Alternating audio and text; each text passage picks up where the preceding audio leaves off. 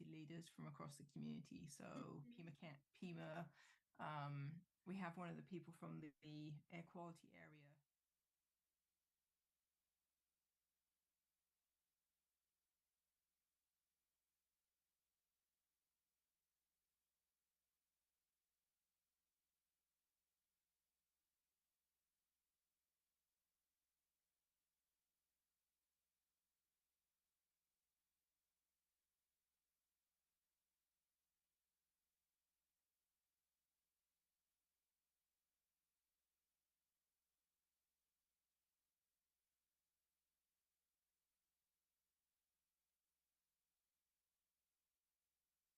Right, folks, we're going to get started here. Let's give people a couple minutes to get seated.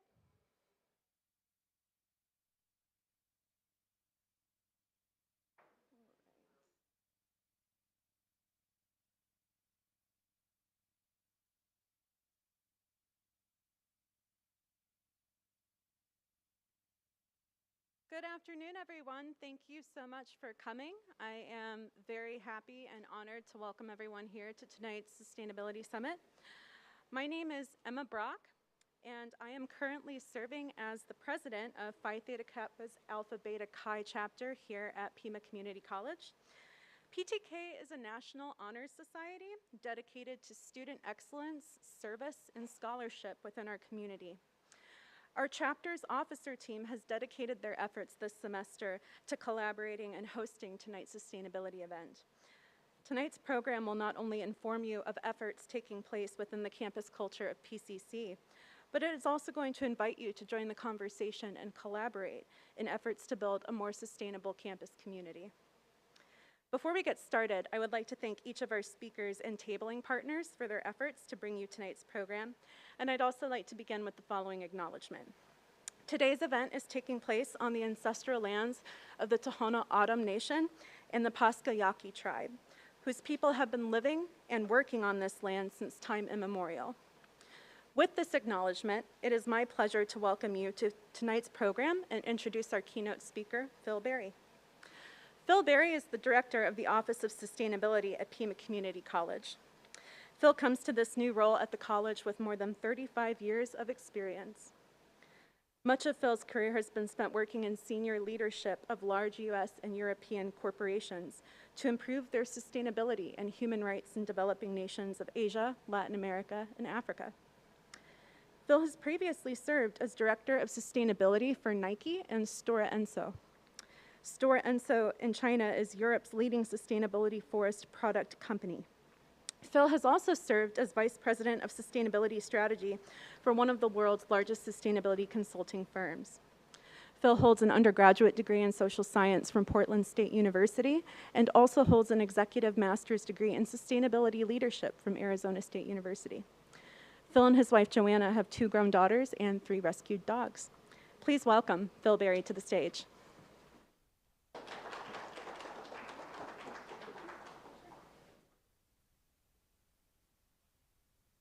All right. So my role is to just introduce sustainability and serve as a bridge to the speakers that come later. So just thank Emma, and I'm really honored to be here today to speak at the invitation of PTK Honor Society.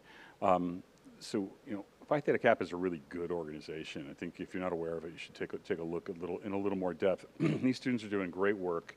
This symposium is just one of the examples of the great work. We really should be proud of the insights that they have used to put together this agenda and bring these speakers together. It's a sophisticated view of sustainability that isn't really, I don't find very often. So from students in a program bringing a view of sustainability to the stage today, it's a sophisticated view of sustainability, maybe more sophisticated than some of the people that I work with who are professionals in sustainability. So my goal today is just to communicate what sustainability is not in the maybe textbook definition, but to give you the better understanding of the complexity, to explain why it's hard to define, to provide a definition of sorts, and provide a context for the presentations that follow. So as the students organized their ideas for this event, they spoke about the belief that sustainability concepts underpin every aspect of society and their educational experience, even when their educational experience isn't about sustainability. Describes an understanding of an approach that it sees, as I said, some of the colleagues that I work with. And I've been a professional in sustainability for more than 35 years. And each step along the way, whether you're going into a company or as a consultant going into a client, people want to know either what is sustainability or what's the definition of sustainability. It's understandable, it's reasonable. The simple answer is that sustainability encompasses environmental, social, and economic, and seeks to find conjunctions between those three that advance all three, not just one. And while it might be technically correct, it's overly simplified, it's entirely superficial, but the other answers are, well, it depends. What the definition is depends on the situation, or you'll know it when you see it, and neither one of those really satisfy anyone either. So what I want to do is talk a little bit about why it's so hard to define. And it's first because we live in a world where the environment is in crisis, and both the causes and effects of the environmental crisis are interrelated, complex social and economic issues. You know, for example, sustainability describes our work to preserve a stable climate on the planet and our evolving values of social justice toward the people who are implicated in that or affected by climate change. And at the same time, seeking to achieve a fair economic structure and equal opportunity for everyone within that structure. You know, all those are interrelated. There are relatively few single word terms we use to define things that are that complicated and that multifaceted. And especially things that are both tangible and intangible. So we're putting a lot of weight on one word to be definable. So the second reason sustainability is hard to define is because the concept is dynamic. We define sustainability, the definition evolves as our needs change, and it has to. The concept of sustainability has to reflect the evolving societal values and the condition of the environment, or it's a meaningless concept. And to repeat that and emphasize it, the definition of sustainability has to reflect an evolving set of social values and the condition of the environment, or it's a meaningless concept because otherwise it simply wouldn't reflect reality. So then it can't be static. I mean, sustainability began as an environmental concept where we talked about that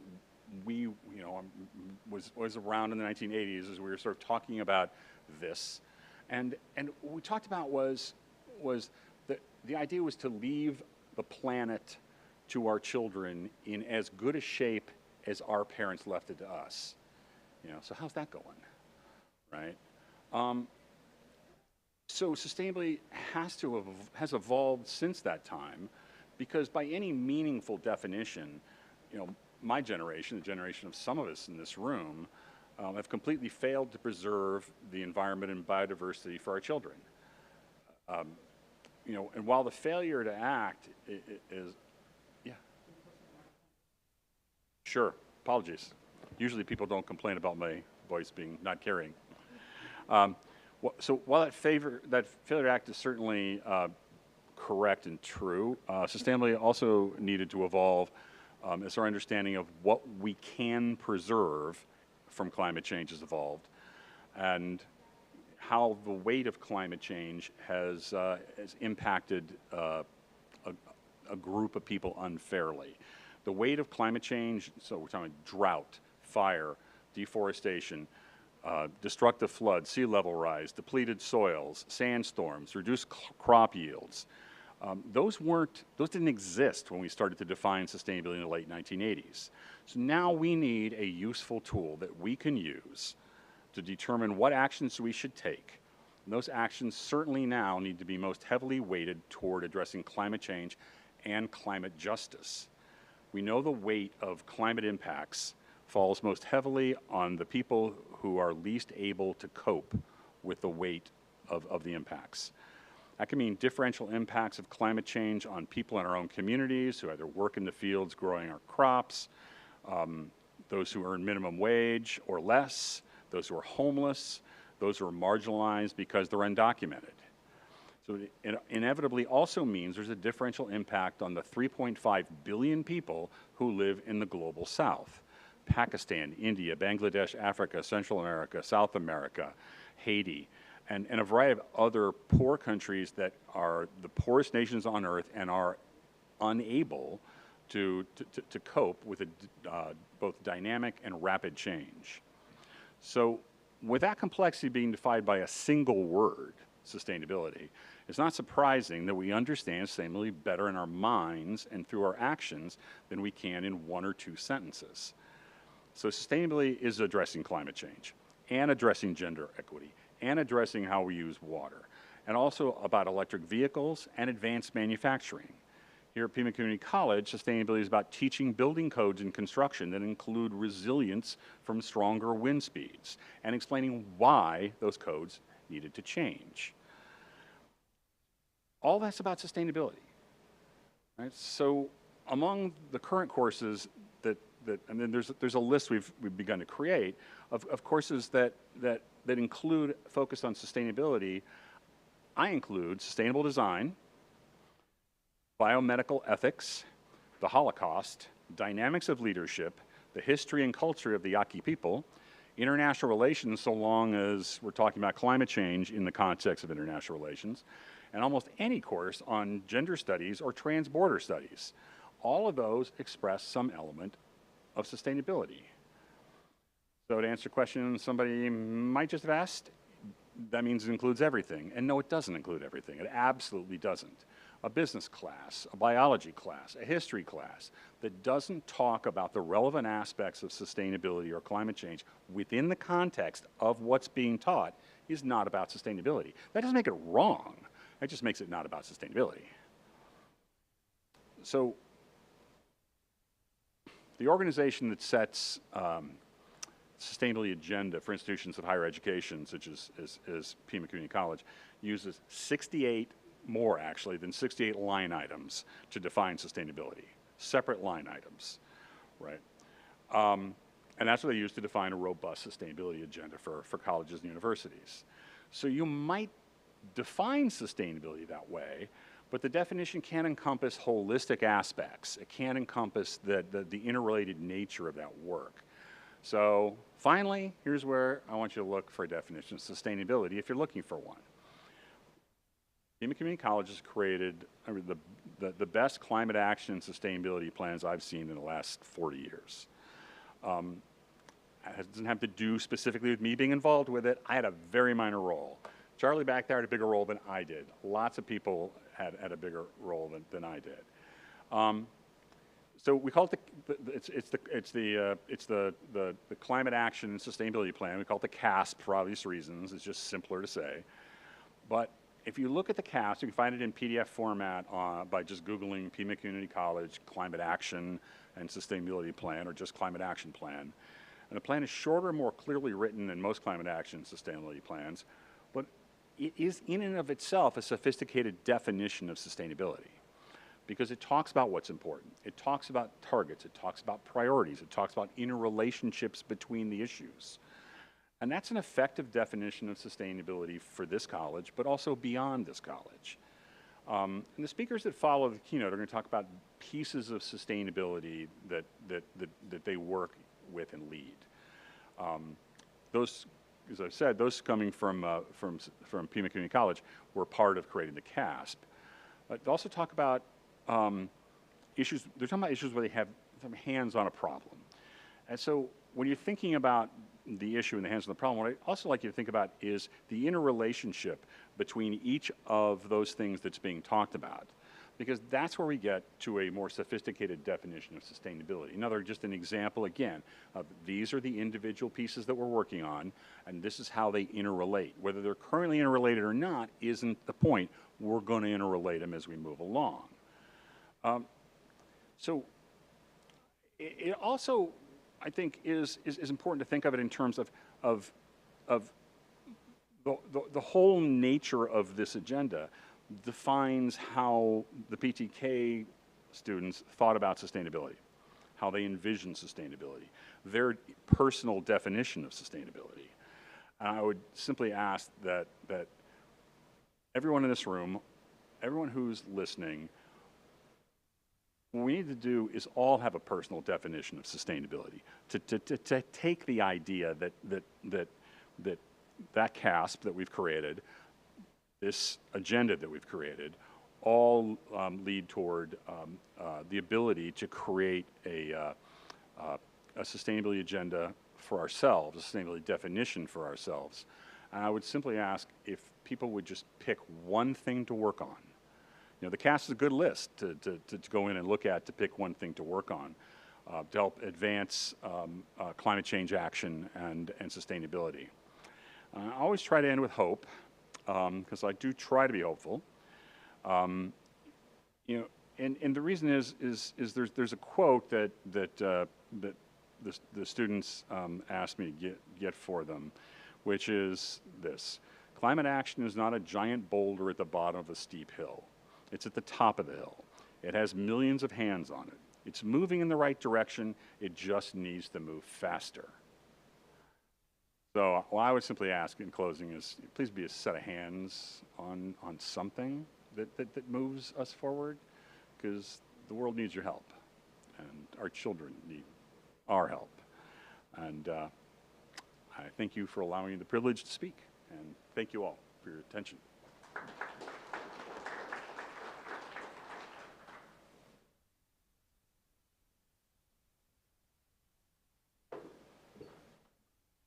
Another thank you to our keynote speaker, Phil Berry. It is now my pleasure to introduce you to our next speaker, Dr. Nick Richmond, presenting environmental justice at Pima Community College. Dr. Nick Richmond is a geophysicist, data scientist, and education leader. Nick has earned a bachelor's in science and PhD in geophysics from institutions in the United Kingdom and gained over 25 years of research experience.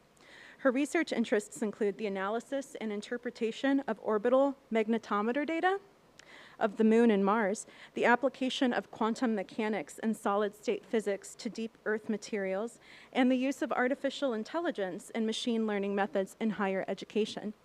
Since 2008, she has worked full-time in higher education research, and she currently leads the Strategy, Analytics, and Research team at Pima Community College, where Nick serves as Chief Strategy Officer. As part of that role, she is responsible for the college's sustainability program, and she led the development of the college's first climate action and sustainability plan. With that, please help me welcome Dr. Nick Richmond.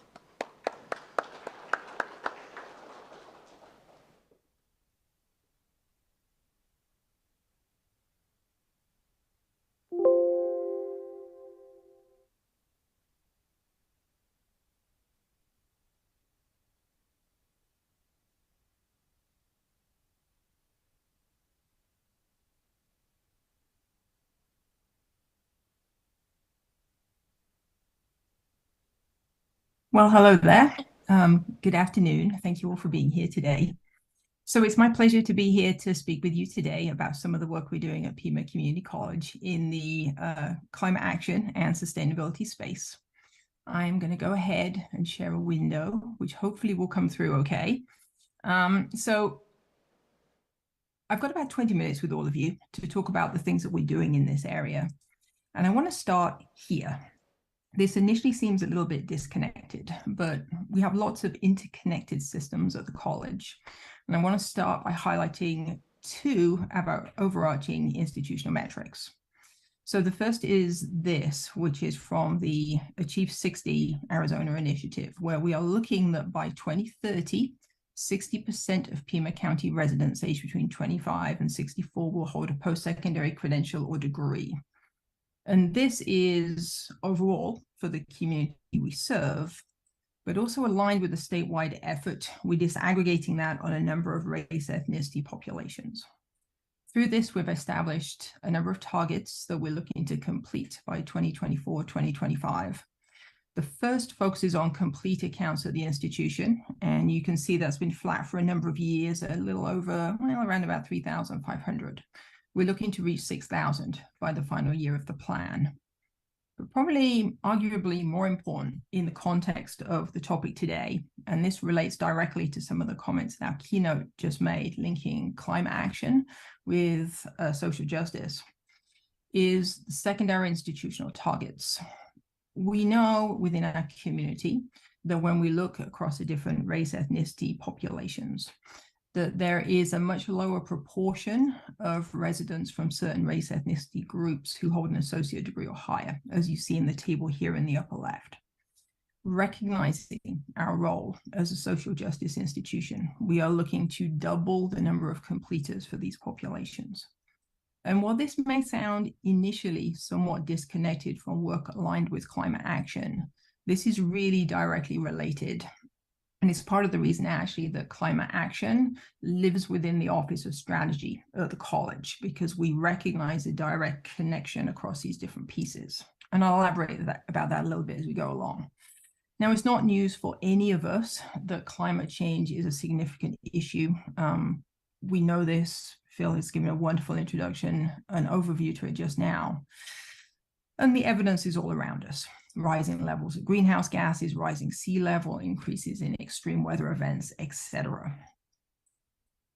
Now, of course, climate change is a global challenge. Pima Community College cannot solve this issue alone, but every single one of us needs to be doing our part to address this challenge. And that includes every organization, be it a community college, a business, a county, a city. And so it's really important for Pima Community College that we do our part to help tackle climate change and its impacts on our community, but I'll talk more about what that means to us as an institution. Now, Phil touched on this, so I'm not going to go into this in too much detail, but the figure you see here is from a UK website, and it highlights some of the connections between environmental justice and addressing our climate challenges with other critical areas where we have racial justice, gender equality challenges, we have refugees and asylum seekers, health. All these different areas directly overlap with environmental justice.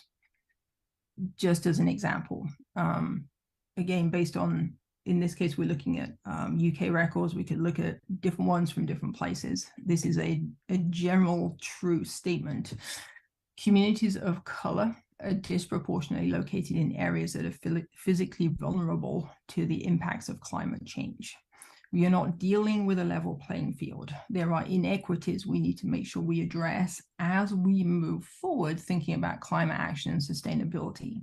So for us as an institution, this is front and center for us as we move forward in this area. There's this quote, which I particularly like, from John Muir, which I think is really relevant for us to think about.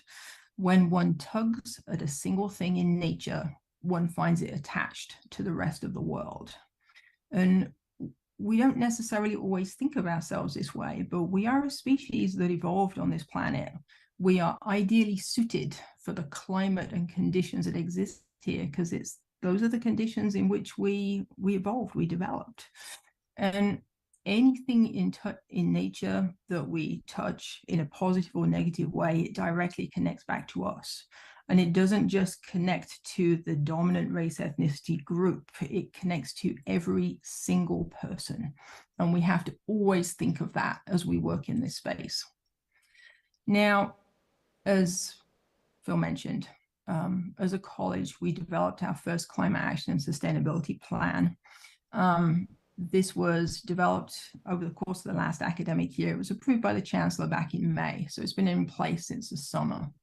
It outlines a set of targets and priorities from now through to June of 2025. So we have a 3-year plan that we're working on. It commits us to 4 overarching targets, and I'm going to spend a couple minutes and just touch on each of those targets so you will know the big picture of where we're trying to get to through the plan. We have more detailed priorities that outline the specific strategies and actions through which we'll achieve those targets. And those are the areas that our keynote was referring to go take a look at. Pick one of those strategies or actions, somewhere you personally can make a difference, and also engage with us as we move forward institutionally. And I'll mention a little bit about how you can get involved. The first of our targets is to reduce greenhouse gas emissions from Scope 1 and Scope 2 sources. Essentially, these are the sources that involve all of the emissions from direct college operations. A simple example to think of here is the fuel that we use in college vehicles. And then Scope 2 includes indirect greenhouse gas emissions, but this is a pretty significant source. So think the electricity we use on campus.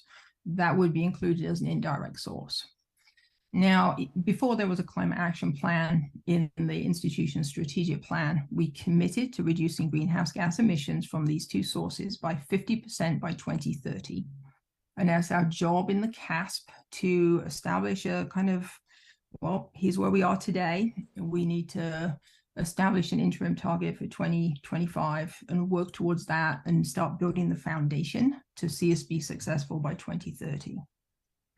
Target 2, and this is one that you will hear more about during the course of today. We are, of course, an education institution, and we want to make sure that all of the learners who attend the college understand the key principles of climate action and sustainability and can apply them in the field in which they're trained. We are very fortunate as an institution. We can address our own greenhouse gas emissions, for example, but we can also ensure our graduates and our learners, when they go out in the workforce, can take climate-friendly approaches with them so they can be agents for positive change in the workforce as well. And we're strongly committed, and this is really a central, critical element of the CASP. We are also seeking to apply for gold certification through a national organization called the Association for the Advancement of Sustainability in Higher Education. There is a lot of details around this, but essentially through this organization, ASHE, there is a set of criteria we can work towards, and we earn points across different categories, and it covers academics, it touches on operations, there's waste, there's water, there's energy, all these different areas are included. And this gives us an external benchmark we can use to gauge our progress and demonstrate the work that we're doing as an institution. Very few community colleges have held gold certification from this group. I don't think currently there is a college in the United States that hold this right now. There could be others that develop this over time. But we didn't want to take a conservative approach here because we recognize that the planet faces a crisis. There is an urgency around this. And so we wanted to strive for gold certification as part of this process to really push ourselves and force ourselves to well out of our comfort zone so we can make really significant change. And then the last of the targets, as I already mentioned, is to build a roadmap that will ensure we are successful in achieving our goal of a 50% reduction in greenhouse gas emissions by 2030. I should note, while that's our initial goal, the long-term goal is to be net zero. That's really where we need to be. Unofficially, we're aiming for 2040 to become net zero, but we need to do an assessment. We need to ensure that that's a practical and realistic goal. So that's some work that we're doing internally now, so that a little way down the road, we can commit ourselves to that longer-term timeline associated with net zero. But I would stress it's the timeline that we're figuring out. The commitment to be net zero is there. That will happen. We just have to figure out if we push ourselves as hard as we can, what's feasible and what's practical to be able to do. So we have a number of initial activities that are already in the works. The plan, as I said, has been in place since the summer. We've established an Office of Sustainability. You've met the director, Phil Berry, who's leading that effort for us. We've also hosted 2 meetings now, working towards a sustainable Pima County. We have a number of stakeholders from across the community, and this is really a collaborative undertaking. It isn't really a Pima project. This is about something where we can pull together climate leaders across the community, and we can work towards common goals, or identify and work towards common goals, because we recognize this challenge is huge, and we can see much more significant change if we collaborate and we work together than we can if we work individually. We have some practicalities in the work, such as calculating our greenhouse gas emissions, which of course is critical to establish that baseline, so we know our starting point. And as already mentioned, developing the roadmap for gold certification. One of the things we're working to connect here is the college's new diversity, equity, inclusion, and justice plan. This has been developed over the course of the last year. It's in the final stages now of adjustment and revision. And we're working carefully to make sure that the initiatives there have a strong alignment to what we're working towards in climate action, and actually vice versa over time. These things will be more and more entwined, I think, as we move forward. And then a particularly exciting area, which I think will be really important for us moving forward, and we are fortunate that we have a range of internal expertise that speaks to this already. But we have a number of different plans at Pima. We have the CASP, the DEIJ plan under development.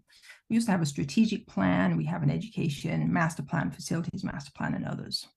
We're looking across the plans in the context of the United Nations Sustainable Development Goals, so we can align and identify what's missing. So we can see if there are further opportunities where there's action the college can take to support our students and support our community.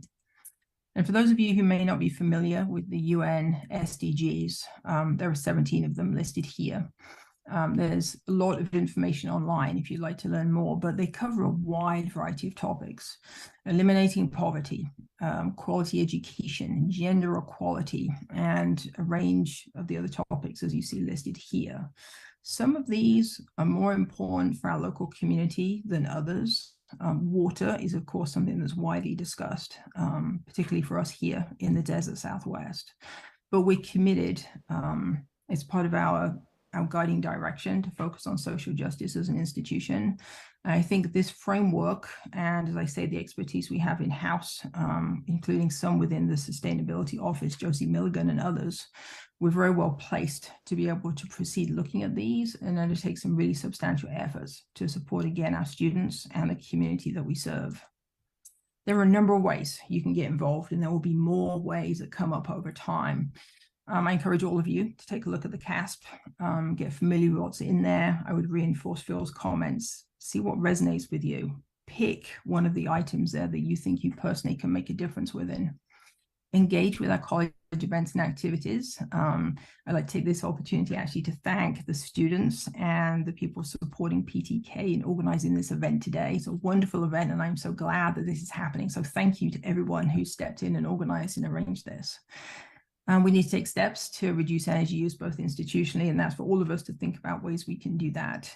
And I would encourage all of you, if you're not familiar with the way that climate change relates to social justice, a couple of brief examples have been mentioned today, but I would encourage you to go Google that and read about it, learn more about it, because it's a really critical thing to think about as we move forward in addressing the climate challenge that we all face. I'd also like to end on this note. Don't forget, individual actions matter, and every small step adds up and takes us in the right direction. It can seem daunting because we are talking about this planet-wide crisis. It's at the scale of governments to really address some of these things in substantive ways, but all of us can do something. And it can be as simple as vowing to never use single-use plastic again and find alternatives. There are many, many positives around an action like that. But I would encourage all of you, as you listen to the topics today, as you think about this topic, try and identify one thing that you can do differently tomorrow. Maybe it's a one-off thing. Maybe it's something you can commit to in the long term. But I encourage all of you to try and think about what individual action you can take. And of course, I encourage all of you over time as we move forward with the implementation of the CASP to please engage with us, work with us. Together, we can make a huge difference, and we'll be way more effective working together than kind of like isolated efforts and things like that.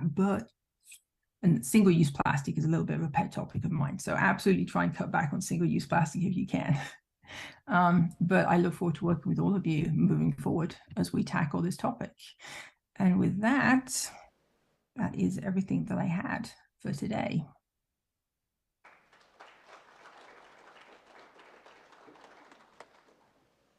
Huge thank you to Dr. Nick Richmond. I believe we are going to open the floor to questions for Nick. So give me a moment and let me arrange some microphones. Let me check and see on the floor. Who has questions for Nick? Questions about Nick's presentation? Okay.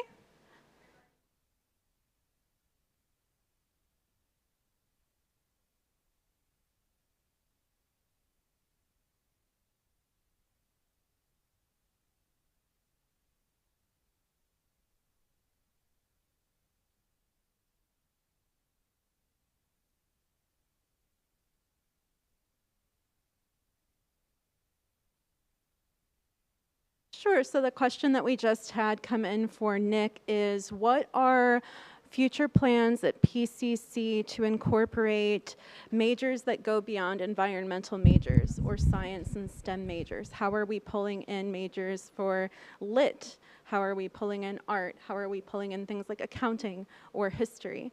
So I believe we have Elliot getting that question over to Nick now.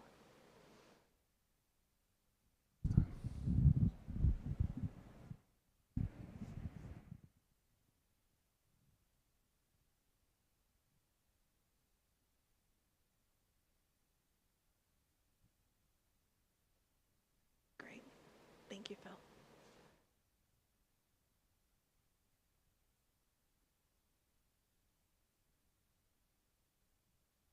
Hi, yes, I got the question. I'm trying to listen on the YouTube so I can hear what you're saying and then pause. So it's a little disjointed. I apologize if I'm a little inconsistent. So I believe the question, the first one I see here is there a plan to integrate other majors or classes like art and music? And I would say yes, absolutely.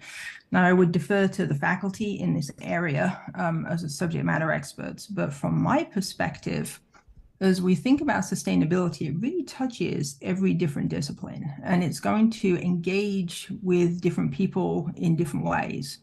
We've actually been talking about potentially having an art competition for Earth Day to engage art students and populations in this.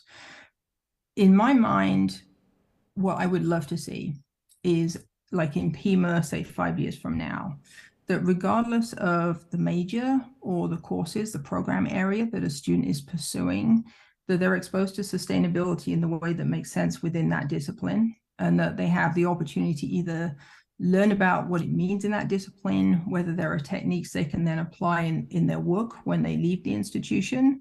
In more creative areas, what can we do from a creativity point of view to improve how we engage people in this topic? Communication about climate change is huge, after all.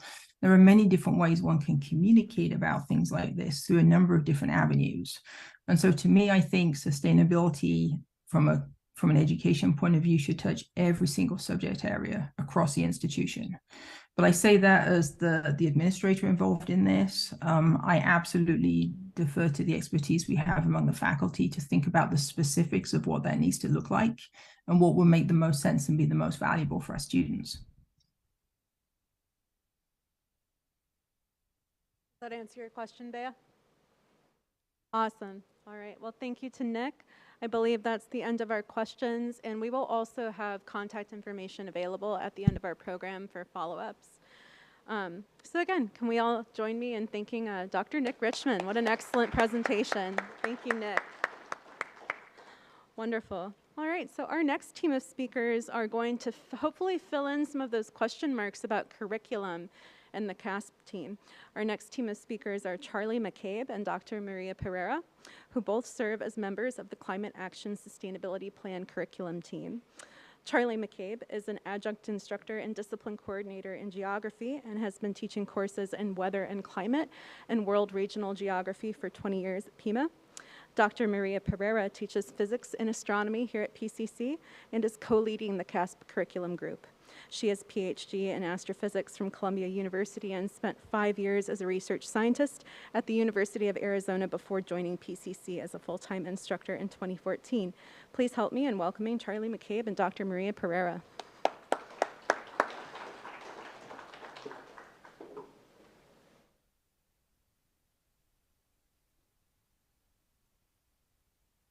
Well, that's a tough act to follow, Dr. Richmond. Not sure who made the order of speakers here. And Emma, thank you. Thank you to Phi Theta Kappa for this opportunity and for putting on this event. If this is an indication of student involvement in sustainability and climate change at Pima, I'm very much encouraged about what we can accomplish in the future.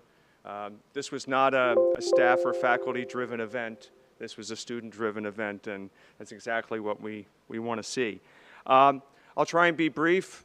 It's always a challenge. The way we have this set up, I'll give my spiel, and then Maria Pereira is in a remote location, and then she'll pick up on some of the things that I'm not going to cover.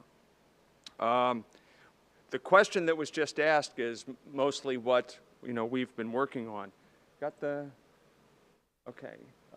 Can you go back to, there we go. So I'm here on behalf of the CASP curriculum team. And as you've heard, this about a year ago, Pima started putting together a group to come up with the Climate Action Sustainability Plan. As an offshoot of that, a group of us got together to work specifically on curriculum.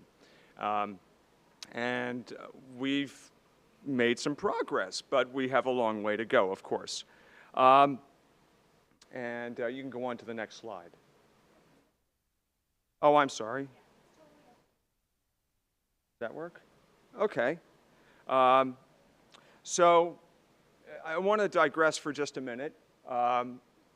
And when we're thinking about climate change and sustainability, we hear words like crisis and panic and so on. And it's worth noting that in the last 50 years, the world has made tremendous progress on quality of life across the world. Not that there isn't tremendous suffering that still goes on or progress that needs to be made. And it's worth looking at this in terms of hunger, in terms of life expectancy, access to clean water and electricity. The bottom line here, the share of electricity that comes from renewables has increased from 1% to 30%. Now, that's not all energy use, but that's electricity, just in the last 50 years. And the reason I bring this up is that all of these achievements that society has made towards improved quality of life are threatened by climate change. And that is why the work that we're doing, the work that this next generation, the younger generation, needs to be engaged in is making sure that not just these gains we've made are sustained, but that we make continued and future progress in that regard as well.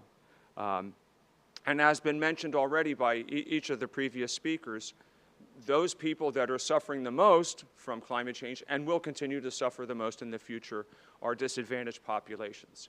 And that certainly needs to be mentioned. So what have we been up to? Okay, so the Climate Action Sustainability team has been working on, I'm pleased that you asked that question in that we've been working on, as you can see, this is part of the problem, all these initiatives at the same time. And we're all impatient about making progress. But I can tell you that we are doing our utmost to make sure that every aspect of the curriculum in some way, and all students that are attending Pima, before they leave, have some exposure to the type of topics that we're talking about today, so that they can go on, whether it's for continued education or into the workforce, and implement those things in their daily lives.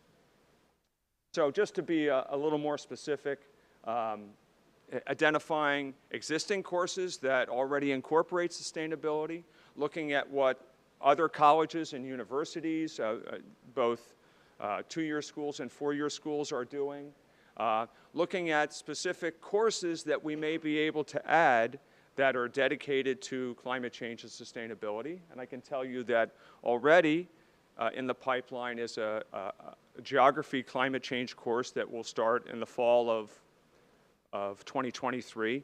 Right now, Pima has no dedicated courses to climate change. And when you look across the country, there are many two-year schools that do not have climate change courses. So we want to be on the cutting edge of climate change in education. In addition, we want our students to be able to transfer to the state schools with climate change certificates or courses or degrees. So we're also working on developing programs in environmental science or geography. In addition, we have our first sustainability faculty member that is in the process of being hired. We also have a new director of sustainability that started just a few months ago. That's Phil Berry, and we pushed hard for that. And we've also are working with other, not just the social science or parts of the curriculum, but also the workforce in making sure that when students leave Pima, that there's opportunities for them for employment in the community. So in that regard, these numbers are staggering. There's this disconnect or misconception that it's either you support work towards climate change and sustainability, or you do things that will help the economy. And actually, working towards climate change and sustainability can be a benefit to the economy. Sure, jobs will be lost when we transition away from fossil fuels, but again, when you're talking about 900,000 jobs annually that can be added in the course of the next decade, so there's going to be opportunities for those students that want to move into fields that are connected or are impacted by climate change and sustainability. So I'll leave you with some thoughts from Theda Thunberg. And if you aren't familiar with her, and I'm speaking most directly here to the students, Pima College students. At 19 years old, this is a world figure who has been an advocate for doing more and doing it more rapidly towards a more sustainable world. And well, it's a call to action. When I'm taking action, I don't feel like I'm helpless and that things are hopeless, because then I feel like I'm doing everything I can, and that gives me very much hope, especially to see all the other people all around the world, the activists who are taking action and who are fighting for their present and for their future. So every speaker today, I think, will say the same thing, a call to action, that do something, get involved. And at Pima, those opportunities are there, and I think Maria will speak to this a little bit more. But we want student involvement in our group, in our events, in everything that we're doing, because it will make a difference every little bit. With that, I'd like to turn things over to Maria Pereira, my esteemed colleague, who has been working closely with me over the last year on the climate action team.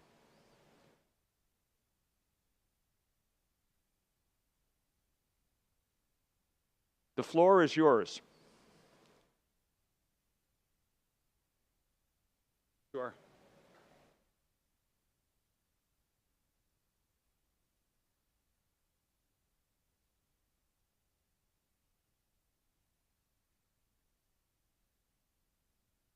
should be telling a joke or something at this point, but I apologize, I didn't prepare anything like that.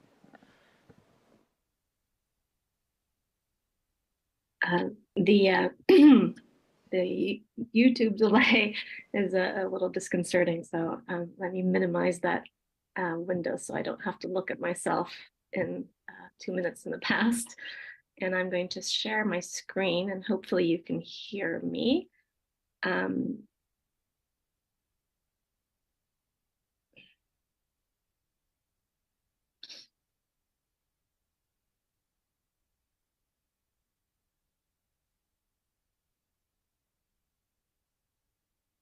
So hopefully you can see my screen now. I'm going to take a quick detour and talk to you about climate change psychology and people's beliefs and attitudes towards climate change. As a faculty member, one of the things that I first learned in the classroom is that you need to know your audience. And one of the things that I've noticed in the past 7 years that I've been teaching climate change in my mostly astronomy and physics classes is that the beliefs that students bring into the classroom have changed dramatically, especially in the last few years. And so as we are thinking about the work that needs to be done through the Climate Action and Strategic Plan at the college, we really want to know our audience. We want to know who we're doing this program for and what our college community thinks about these issues before we get going and while we're working on them. And so one of the institutions that has done a lot of work around trying to understand how people think about and feel about climate change is the Yale Climate Communication Project.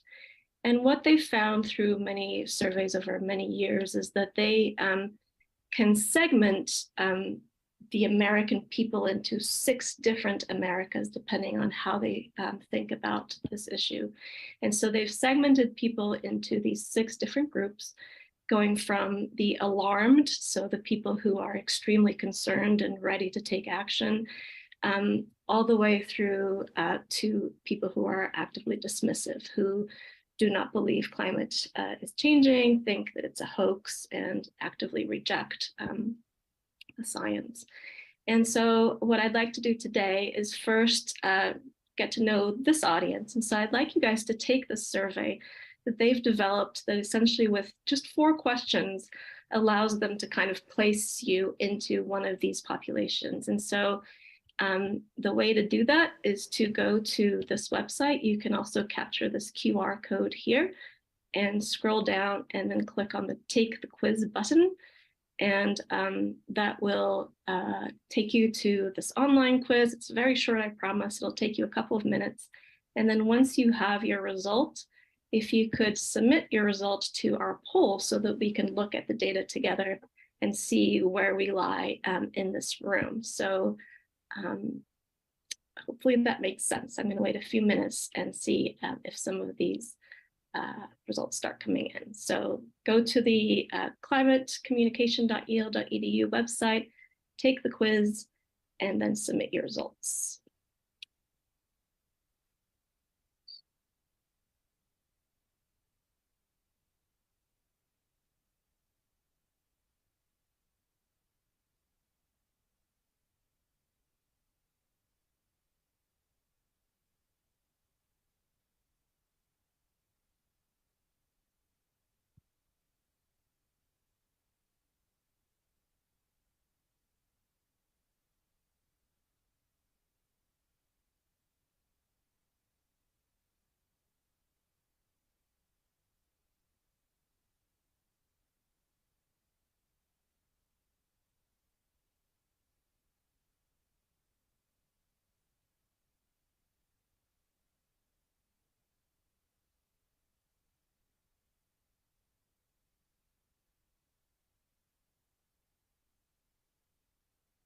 Feel free to come forward if that will assist.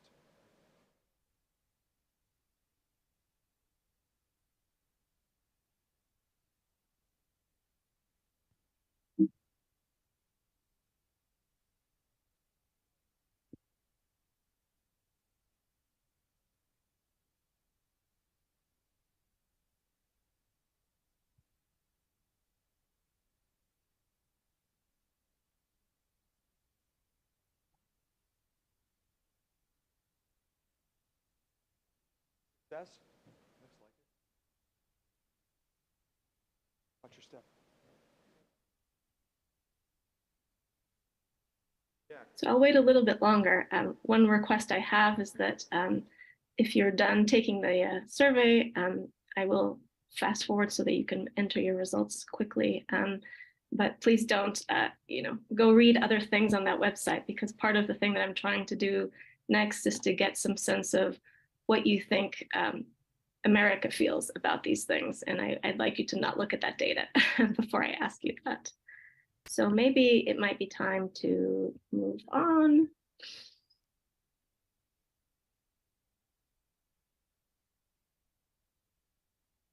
So I think that now that I'm on that slide, you guys should be able to put in your results.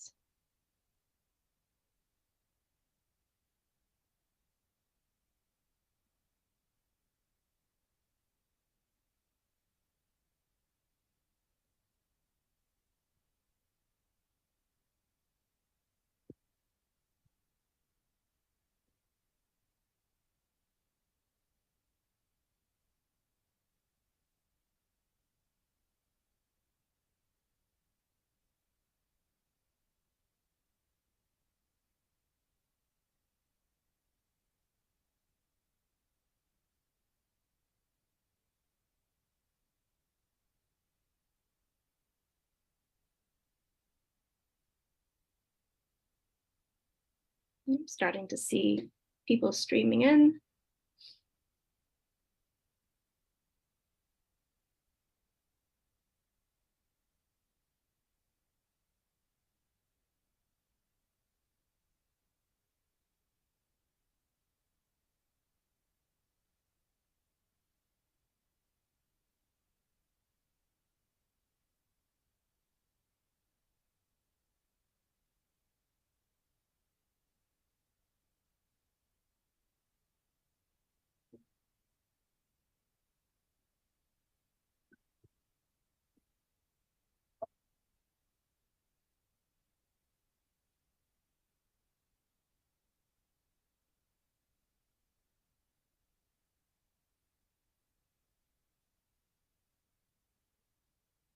I'm sorry?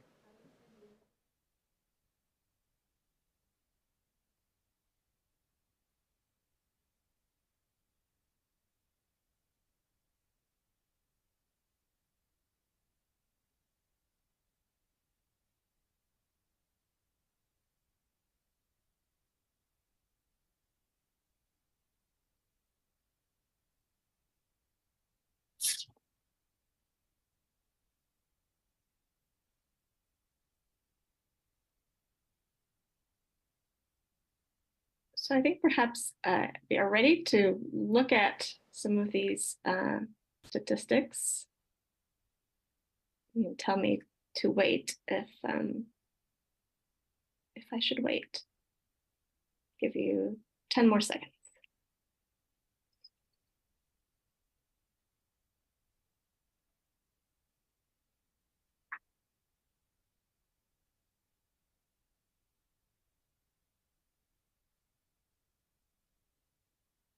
And there will be other questions on AHA slides after this, so don't log out.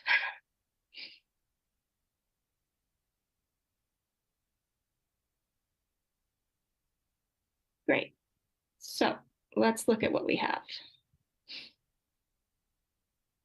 Okay, so in the room and for people watching online, we've had 13 votes, and I would say that the vast majority of us are alarmed about what's happening with the climate. 23% concerned and 7% are cautious. So if you think about people who are worried about climate change, where we combine these two, say that we have about almost 90% of people, which is not surprising considering that this is a sustainability summit and who is in the room with us. So one thing that I want you to think about now is, what might this look like for the average American person? So what does the American population at large think about these issues? So if I asked you right now, what fraction of US adults do you think are alarmed about climate change? What would you say? What is the fraction that you expect? So go ahead and put your votes in, and then we'll look at the results. Again, this is just based on your expectation.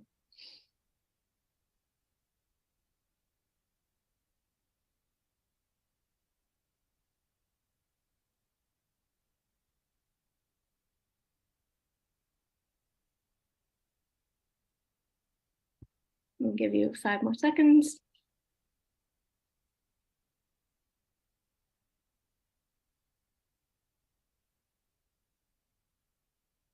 So, okay, so the median of our answers is around 21 to 30%. Some people think it's less than 10. Few people think that over 40% are alarmed by climate change. So that's an instructive number. How about this one?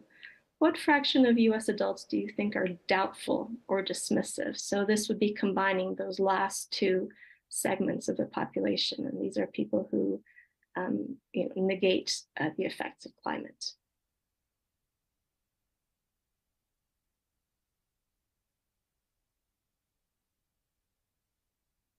Great. Show these results. And we're looking at things between 0 and 40% again, with the sort of the average around 20. So you guys actually have a pretty good idea of what's going on out there, which maybe is also not surprising. Let me show you what the actual data looks like. So this is from their most recent publication. This is September 2021. And I thought that this was fairly surprising at the time, but I think that these numbers are probably increased even since then. But the percentage of people who are alarmed is up to 33% now, which is the highest and largest fraction of people.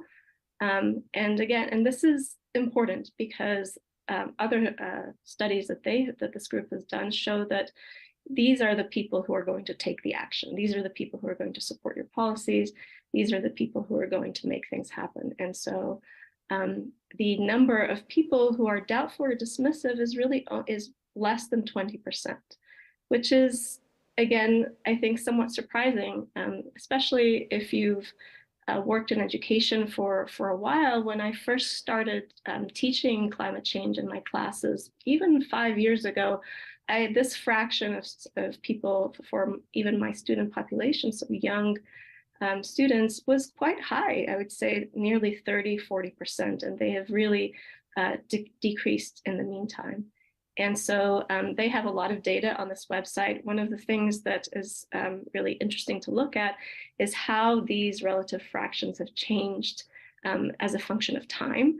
And so they have this nice animated GIF where you can follow the different populations, the different 6 Americas throughout time. And again, there are many things that you can infer from this graph.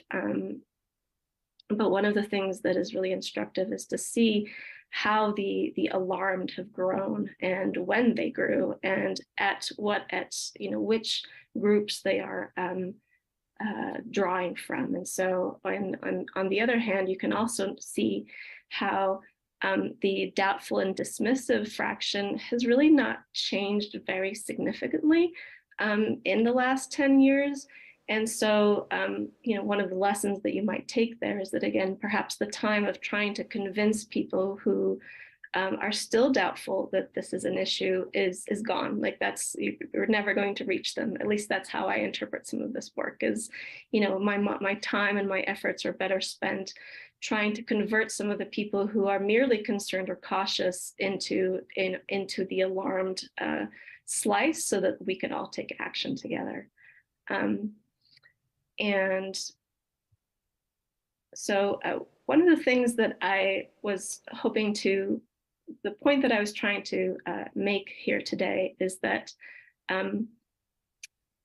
there's a number of articles coming out recently talking about how Americans as a whole experience this sort of false social reality where we are convinced, even that other people don't take this as seriously as we do.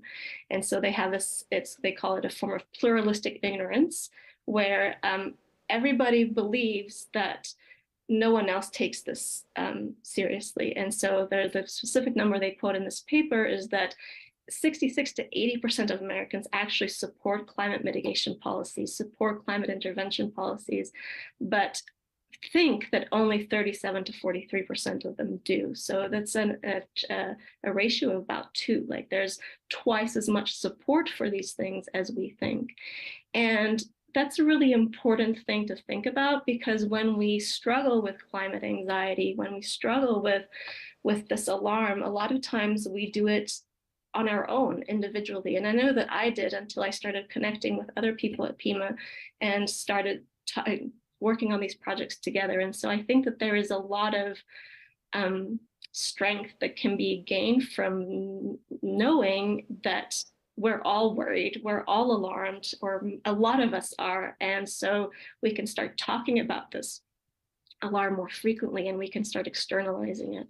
Another paper that came out recently in the same article of Nature, actually this is an image from that same article that's showing you the perceived prevalence of support versus the actual support there are for a lot of these policies. And so, for example, the red line shows you what the actual support is for each one of these policies, and the sort of violin plot is what people perceive the support might be. And so most people think that on average, less than 50% of people are actually worried about climate change, when the actual number is closer to 70%. And you can see that it goes right down the line. There's support for a carbon tax, support for siting renewable energy on public lands, getting to 100% renewables by 2035. Again, like there is a lot of public support for all of these policies, but we just believe that we can't get it done. So we just need to push through it, and we need to band together.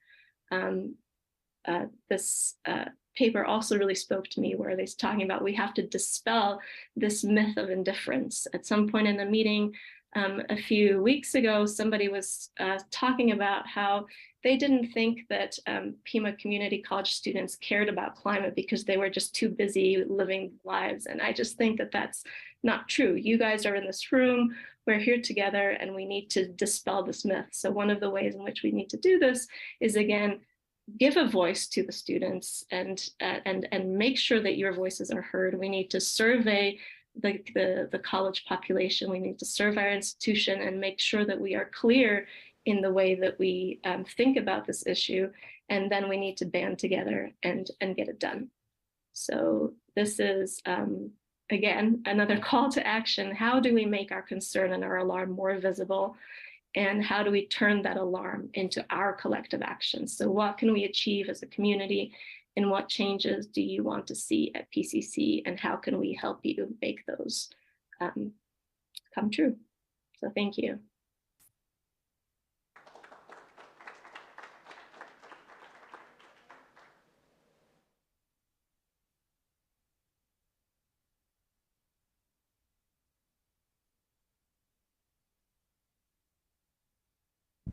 Can everybody hear me? All right, thank you to Charlie McCabe and to Maria Pereira. I wanted to ask if anyone has questions for either Charlie or Maria before we move on in the program, and I will bring the microphone around to folks that do. We got Phil on it as well. Thanks, Phil. My name is Rick Silcock, and I'm associated with a number of green and sustainable groups in Tucson, and what my question is to you guys is, what efforts are you guys doing to collaborate with and associate yourselves with, for instance, the 2030 District Group and other sustainable-minded groups in Tucson? I'll leave this with you, and then Phil can run the other one. Test. So the Climate Action and Sustainability Plan group that met incorporated some members from the community, and we've also met, our particular subgroup has met with some members of the community. And Phil can address this better than I, but there's lots of new connections that are being made between city and county government, between the educational institutions, and with local groups as well. Part of the problem with this whole issue, and Phil kind of addressed this in his keynote address, is that there's lots of people interested and lots of groups that are doing things, and we don't want to, each one of us, working at separately on the same issue. So, it's an excellent point you make. From our particular group, the Climate Action, we are primarily focused on just improving climate change and sustainability education in the curriculum at PIMA. But there are others that are working closely to not just lower PIMA's footprint, but work within the community so that we're all making progress towards the same goals that we all have. Does that answer your question? Yeah.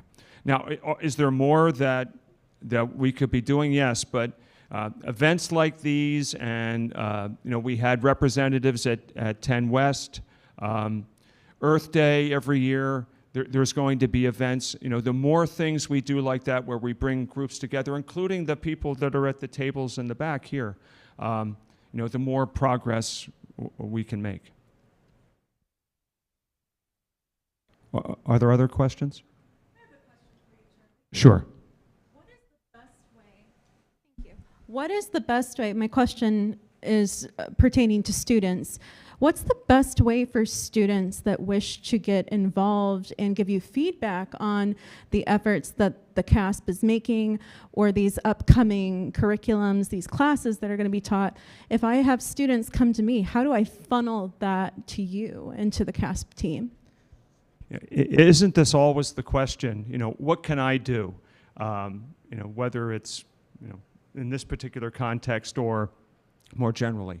We would be happy to have student representatives sit in or be a part of our curriculum team.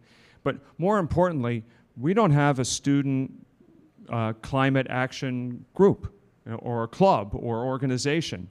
And part of, I know Phil is keen to promote this.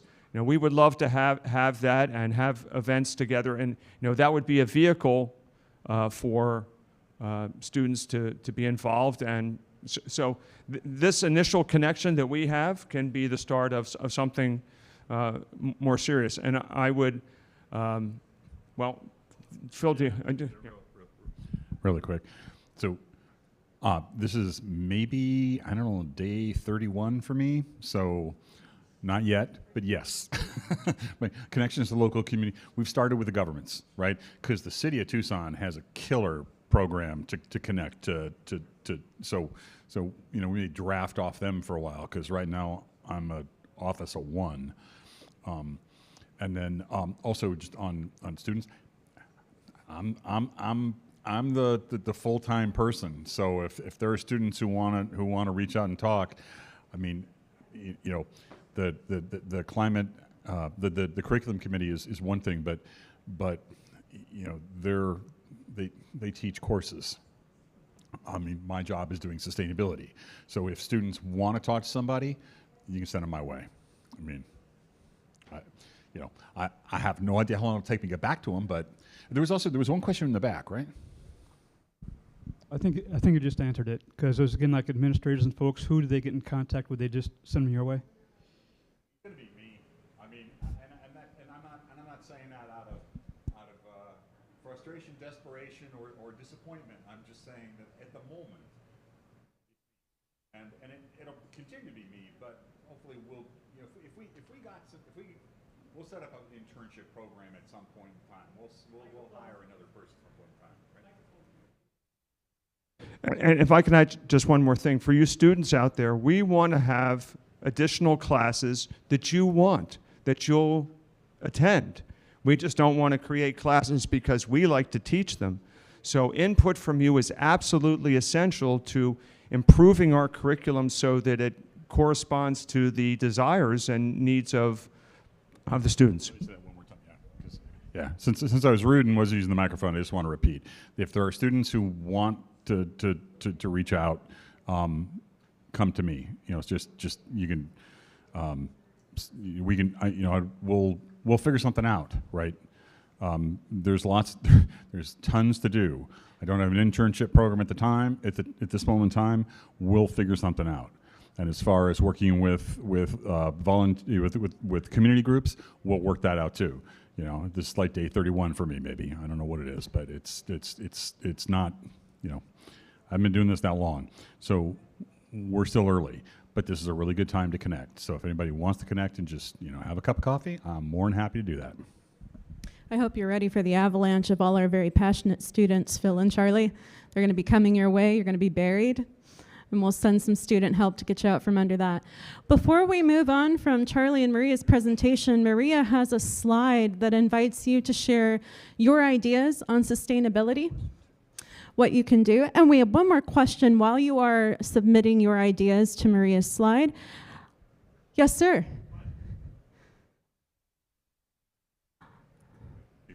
Thank you. So I'm Jim Knutson with Train, and we're a corporate partner with PIMA, doing sustainability initiatives in lighting and building automation, controls, HVAC. And so a number of the things that we're partnering with the team here on are pretty exciting. We've actually looking at a 30% reduction of your current greenhouse gases up to close to $1 million of savings in dollars that is being repurposed to upgrade systems and make it more comfortable.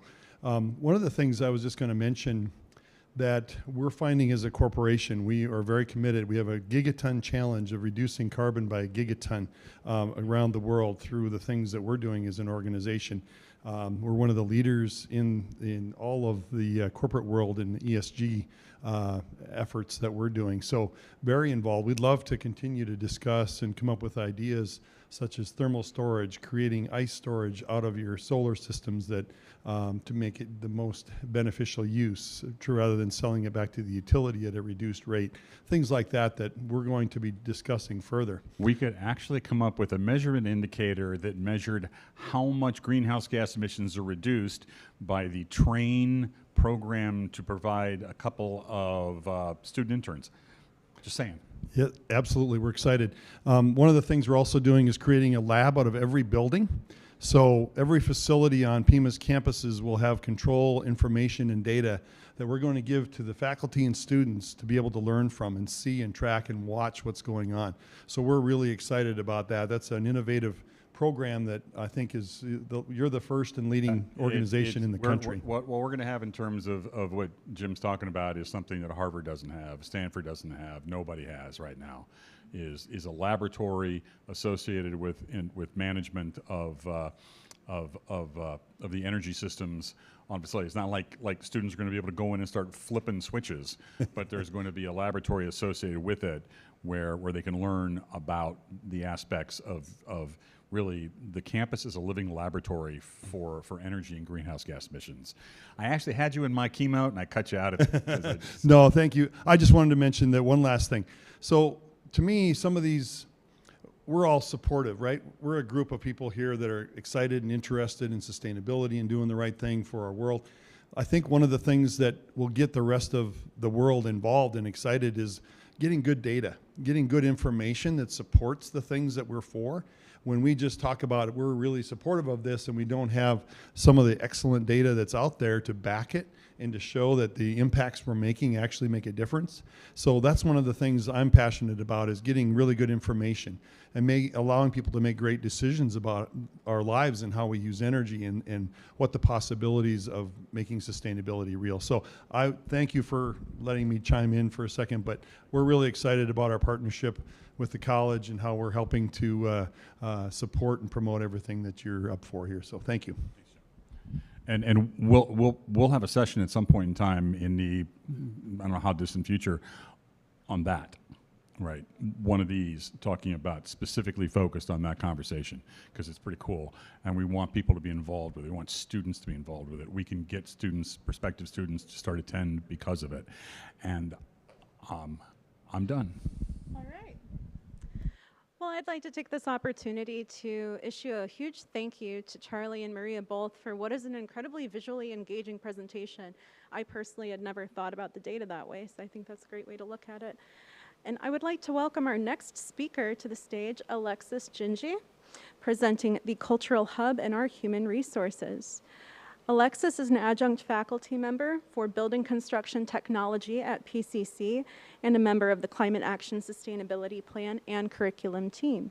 Alexis is also a licensed interior designer that has worked on projects focused in institutional and commercial design with an emphasis on indoor environmental quality and materials and resources. Alexis also serves as a team member. Alexis also served as a team member on the 2008 Pima County Sustainable Action Plan for County Operations.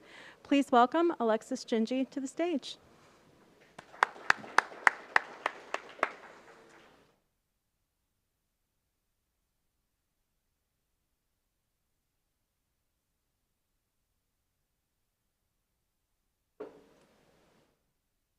My first question is, can everybody see me?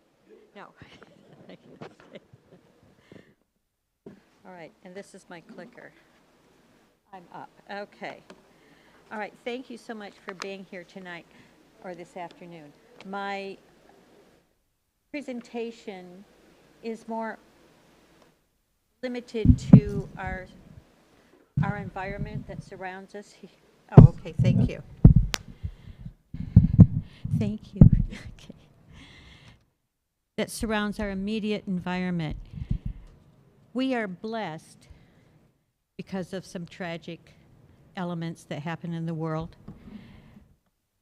As you can see, climate change has forced so many people to migrate and to leave their countries for lack of resources, lack of food, lack of water.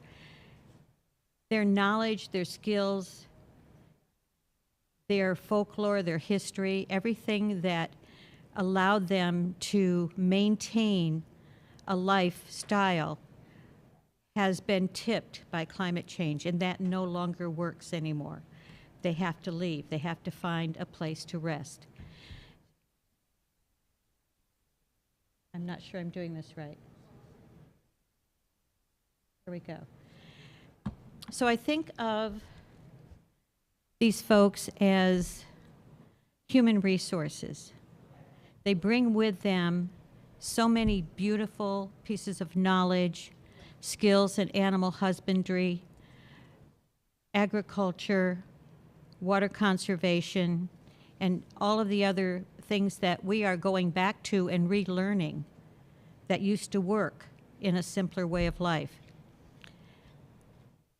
I want to use those resources. I want to see them honored. And how do we do that?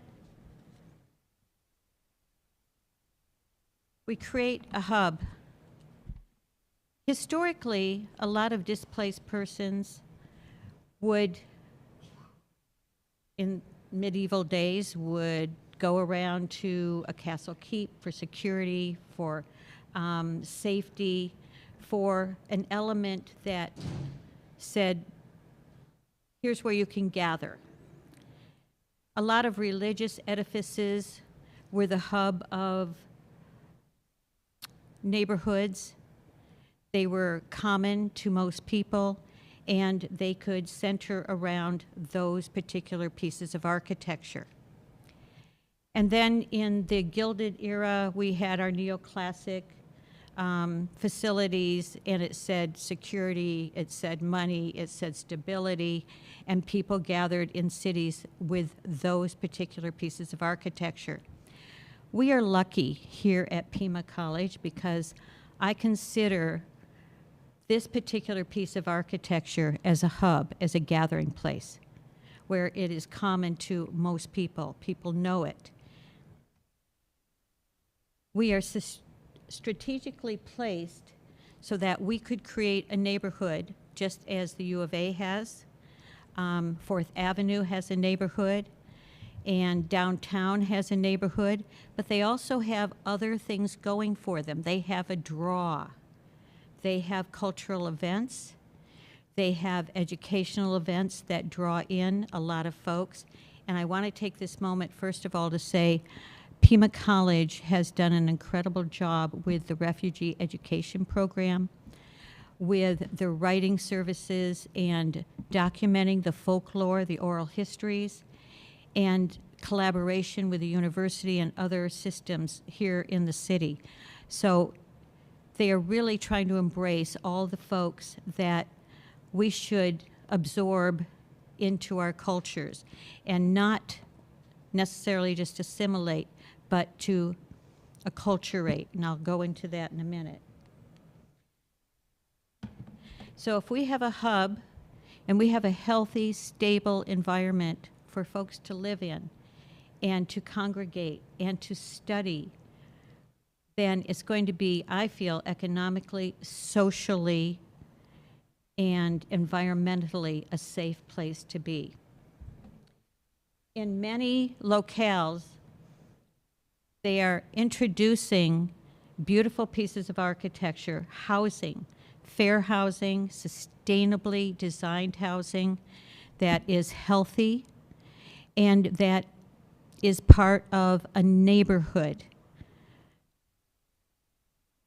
I see, and this is my vision, I see the upper levels being residential, the lower levels being retail, and we see parts of that going on in the downtown area where they have the services that support a community, whether it be the butcher shop or the apothecary or a little drugstore, a little savings bank, or even a shoe repair.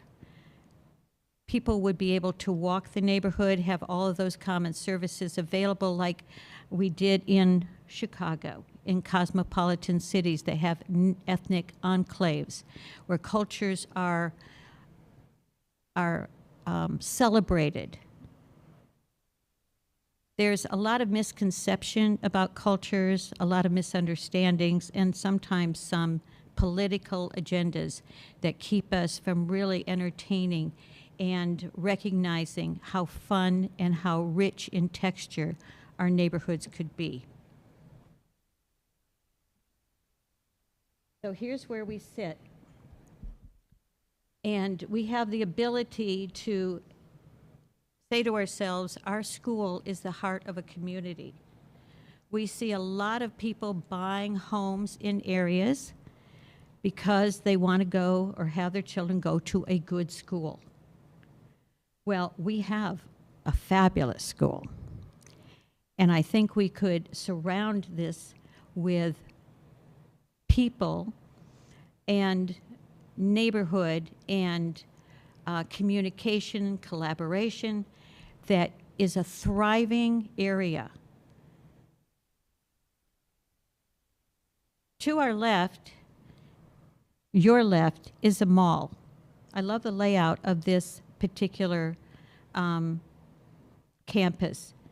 That mall is perfect for celebrations if we reuse our facilities, for having, we could have 4 and 5 different ethnic celebrations going on at the same time. You know, 4th Avenue has a street fair. U of A has a brilliant book fair. They have different events downtown and so on. There's no reason in the world we can't be doing that to introduce people to our different folks that have come to this community who are looking for succor, who are looking for a place to belong. And I see us as strategically placed to be able to offer those services, to offer an open hand and a safe, secure place. One of the things that I feel is important is that any housing or anything we introduce is not necessarily built for a transient population or for the absentee landlords, but something that's secure that would take place and people would stay for generations after generations, keeping it a healthy, economic, and sustainable lifestyle. We also have the ability to channel and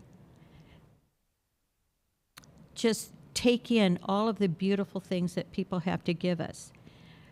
They come to us with, again, knowledge about animal husbandry, knowledge about agriculture and water conservation and forestry or whatever part of the world they come from. Invite them into our classrooms. let them teach us. Let us become the students. And then in trade, offer classes or other interests or other opportunities for them to engage with the college itself. I think that's a good way of dispersing knowledge, gaining knowledge, and creating a safe and justifiable place for people to reside. So what if there is a celebration? I know that I go to different parts of the city for a lot of celebrations because they have great food, and they have dancing, and they have colors, and they have language, everything that's different. And that's a fun thing to do. There's no reason in the world we can't do it here, to celebrate everybody, to honor them, and to get people feeling more comfortable in their environment, and to make sure that people know that they can have everything, a safe, comfortable life that we enjoy. And I think we're perfectly poised to do that. So that is my vision. That's how I feel about the folks that are coming here. It's not an imposition. It is a privilege and the ability to do something for our citizens. So that's essentially what I had to say. So, any questions? Any questions? Anyone have questions for Alexa? You're on the microphone. Nope. Oh. Uh-oh.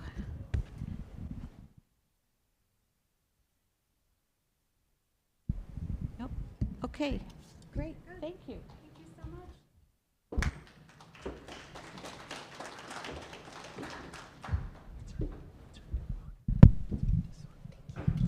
Huge thank you to Alexis Gingy for her presentation. Our next team of speakers, Jody Dean and Sandra Rosales, are joining us from Pima County's Department of Sustainability and Conservation. Jody joined Pima County in the Department of Sustainability and Conservation in September of 2022 after working for a number of years in sustainability consulting and climate policy NGOs. She became interested in climate change while completing her undergraduate degree in geology at Tufts University.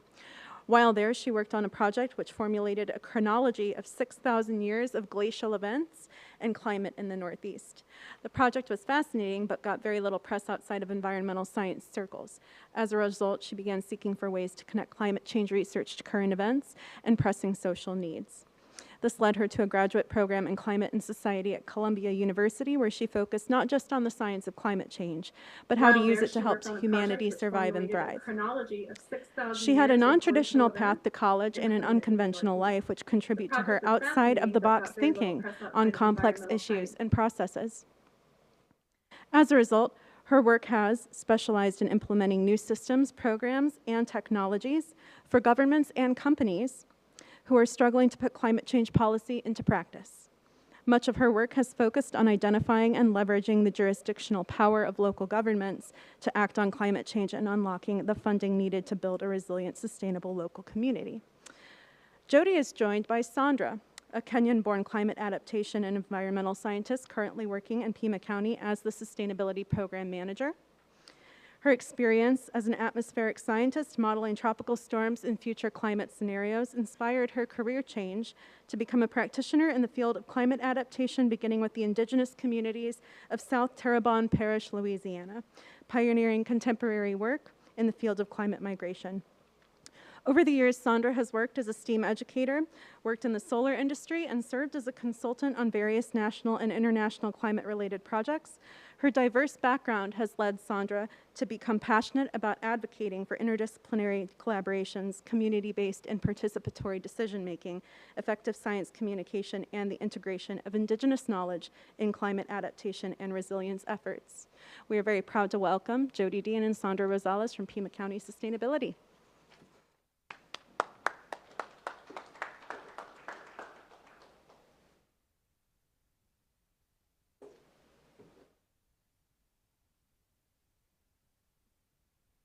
Hi. Sandra's going to go first and introduce what we're working on in Pima County. There is a lag with the Zoom.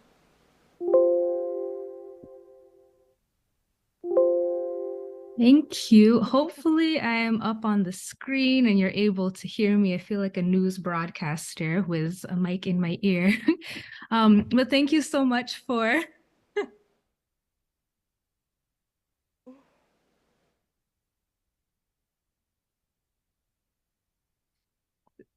Okay, I'm just gonna keep going, knowing that there's a lag.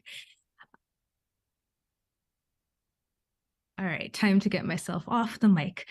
Again, thank you so much for the introductions and for all of those who have joined this whole summit. I think it's been really awesome to be able to kind of hear this narrative of Pima Community College changing how it is that they're moving forward. And I think just overall, there's this thread that has gone through that everything right now is moving forward. We're changing, we're needing to keep up with kind of the urgent call to change and to address the climate impacts that we're all going to face.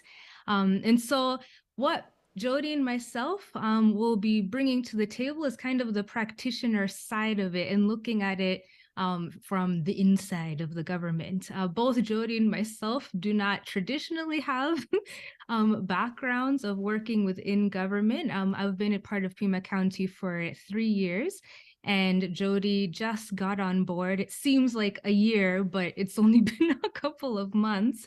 But we both came in kind of with this fire, with this light that we need to move forward and move this big ship in a different direction. And so it's kind of like steering a Titanic in a different direction, and it is a lot of work. But with a partner in radical change, it's something that joyfully doing alongside Jody day after day. So if we want to get to the slide, I don't know if you wanted me to share the slides or if you have it.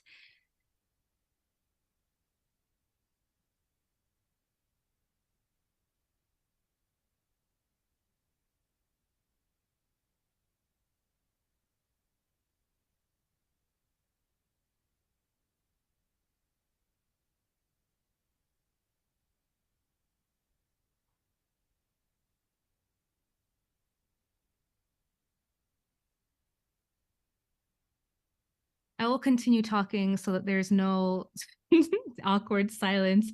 But I will first start, I guess, talking about what Pima County has done thus far. So basically, the county has had its sustainability efforts begin ever since 2007. And that was when the first Sustainability Action Plan came out, SAPCO. And ever since then, it's come out in 5-year increments. And the most recent one was developed in 2018. And that was kind of like the big new plan, because the county was aligning itself to the Paris Agreement at the time. And that was at the time actually when there was a lot of dropouts of the Paris Agreement, but Pima County decided to remain within the agreement. And so they stayed in, developed this action plan that touched on these 5 chapters and 5 core areas of carbon emissions, of water, of our landscapes, of looking at the materials that we use, and then our workforce as well. And so basically, we've been running with that plan, and that plan was supposed to go from 2018 to 2025. And I am on the 3rd slide now, if you're able to get to that. So basically, once I came on board, I was more of the hiding under the title of a data analyst, because that's pretty much where I've lived, is with big data sets. And so I was doing the greenhouse gas inventories for Pima County. And then pretty much the world came out with the global urgent call that I felt was this great opportunity as a climate scientist to step out from behind the veil as just a data analyst and say, hey, we need to move forward. And this isn't something that we can just say that we're doing anymore. We need some substantial steps of how it is that we're going to get from where we are to the targets that we've set. So some of the targets included at the time, the 26 to 28% reduction of carbon emissions, reducing water use, reducing solid waste. But just like most of the world, it is great to have that in words, but in terms of actually turning that into action was something that not just Pima County, but everyone else was having trouble doing. And while I was doing this, Jody, though not part of the team yet, she was doing this exact thing of helping cities and helping governments kind of bridge that gap of here's our plan and this is the implementation. So if you want to go to the next slide, please. So kind of after this big push of me nagging, me being quite persistent that we need to move forward with, first of all, keeping up with the times, knowing that the Paris Agreement had changed. It had moved to a reduction of 50% of carbon emissions or lower by for us by 2030. There are several things I had seen in the SAPCO plan that I felt like we could align better with. So taking a look at what it is that generally the conventional way of doing greenhouse gas emissions. So earlier we heard about like the scope 1 and scope 2 emissions, wanting to report out like that. And just in general, we needed some way to be able to take SAPCO and make it into an actual climate action plan that made implementation intentional. And so that was passed back in May. And so ever since then, we've been working with county leadership, putting together a leadership team, sitting together people that generally would not come together to speak about these topics, but do have concerns about them, bringing them together, hearing about what they're concerned about, hearing about what they feel is important and is a high priority, and of course, bringing in our expertise as climate scientists and moving that forward. So one of the things that came from that, and you can move to the next slide, is us as a division, the sustainability division, kind of redefining what it is that we are doing, what our function is, and what our role is.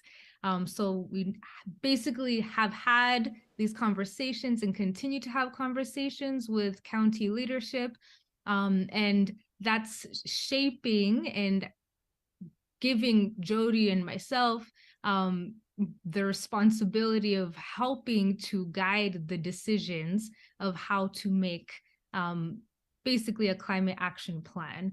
So that's kind of this first pillar of our job function now, is going from SAPCO, the Sustainability Action Plan, to an implementation planning document that we can follow, that we can be able to monitor our progress. As we heard from someone else, that monitoring our progress is extremely important. So we'll be able to actually say, this is what we've done. We have made improvements, especially in the season of funding. And Jody's going to talk about that a little later. And so kind of the second pillar of what we're doing at this point is establishing a bottom-up team and cohort. So while we're working top down with county leadership, we're also have established Green Stewards, which is a voluntary employee group that is coming together monthly, receiving talks from guest speakers and presentations. And these are people who are generally interested in sustainability, but never really felt any type of empowerment to speak about it. A lot of us feel like we're alone and not speaking up about our passions and our interests. So this was kind of a great opportunity to bring together those who are passionate about these topics and probably be able to address some issues that might not make it to the climate action plan, because the climate action plan is going to be very, very high level, tackling those very big, high priority strategies. But for other strategies such as like reducing waste, that can be easily a campaign that is formed through the Green Stewards. So we have that going on. Another thing we have going on, of course, is the greenhouse gas emission inventorying, and that is something that we're also wanting to continue doing, but also bring up to date. We've been doing it by hand, and I have a fun array of Excel spreadsheets, and it's fun to work with. But there are newer ways to do this. So we're hoping to be able to kind of spend less time on the inventory, be able to bring that calculation, like doing that quicker, more efficient, so we can spend more time in these other pillars. And then, of course, the last piece is community outreach and programming. So that's something that we are adding and that we're hoping to incorporate in the time moving forward. So historically, SAPGO in itself has been completely internally facing. So it's just looking at Pima County in its operations. And its community outreach piece has not been there just because of its focus on the operations, but 'tis the season for federal funding, and what we are seeing is that if you do not have community engagement, it's not going to work out very well. So we are needing to start rolling that into the climate action plan, and whether that's looks like in the form of information sharing, doing training, and maybe helping to come up with a community resilience plan. These are all things that Jody and myself have fun brainstorming in our offices. So if you want to go to the next slide, I'm going to have Jody kind of walk us through now how we're going to get there. So this is what we've been doing. This is what we want to do, but how it is that we're actually going to get there. I'll have Jody kind of take the floor and speak to you about that. Yeah, so one of the things that I've noticed working with governments is that they're great at creating the plans from kind of the high level vision aspect, but not so good at implementing any of the climate actions. And part of that is a disconnect in what actually is a climate action and what is possible within a government structure. They move very slowly. So something Sandra and I have been focusing on is taking these kind of complicated implementation pieces and breaking them down in a way that leadership can understand. So this is one of the graphics that we're using with leadership. It basically illustrates what decarbonization is. So what does it mean to mitigate emissions? You start by becoming as efficient as possible. Then you electrify everything that you can. The natural result of that is you will increase your electricity usage. So at that point, you need to go to renewables. And then everything that can't be renewable needs to be sequestered in some way. So this is the concept, the core concept of what we're trying to incorporate into our climate action plan and how we're going to take a sustainability plan and turn it into something that is a little bit more transformative. So right now, governments, including the one that I work at, are all trying to balance these things, and it's a lot of moving pieces. You have Paris, you have net zero, which goes to 2050, Paris goes to 2030. We're looking at sustainable development goals because we deal with things other than emissions. Carbon neutrality is sometimes a way station between net zero and Paris. And then we have a disaster reduction framework, which is the origin of Build Back Better. You've probably heard that phrase. This is the resilience piece that the federal government is trying to incorporate into climate work. So along with all of these things comes a bunch of different legislation pieces and guidelines that we're trying to follow as a local government. Next slide, please. And this will also frame kind of sustainability work in the United States for the next decade. So all of these are essentially related to climate. You have the Federal Sustainability Plan, which is equivalent to a climate action plan, but at the federal government level.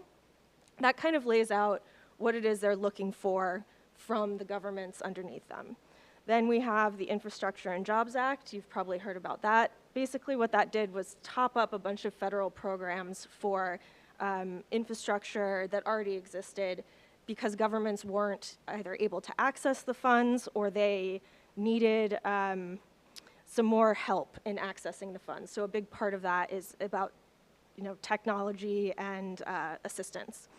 Then there's the Inflation Reduction Act. This is the one that people hear about the most. That is very specifically a climate bill. It did not go through a regular legislative process, so it's kind of different. It functions more as creating a narrative around your projects and your work that is more holistic than government work usually is. So it looks a little bit like something you'd see from a philanthropy or something like that. And then there's CHIPS and Science Act, which is addressing the manufacturing sector of the US. So this applies very much to colleges. There's a lot of funding in there for workplace training and to get kind of some of the R&D going for new technologies.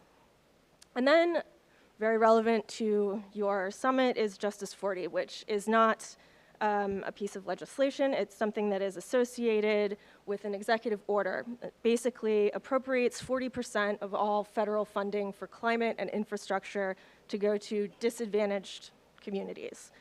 So this is fairly new. Not a lot of people have heard about it, so I figured I'd give an introduction. Next slide. So basically what they're trying to do is create resilience in these the areas most prone to impacts in the populations. And my first question when I hear disadvantaged communities is, well, how do you define that? Because it's pretty nebulous. So right now what they're doing is kind of defining that structure by which we will identify and then apply for funding to remediate the disadvantages. Beyond that, there's not a lot of information yet. They're creating the framework. There's going to be open sessions with the government to give feedback. And I think it's really important if you're working in climate or sustainability to kind of wrap your head around this process and feed into it. They do have some really good nonprofits working to help shape this, but in my experience, resilience work has gone badly in the past, particularly at the external level, when someone is coming in from outside of a community to try to fortify it against some issue. So Sandra had some experience working in Louisiana, and it's directly relevant to what we don't want to see with Justice 40, particularly now that 40% of our funding is going towards resilience.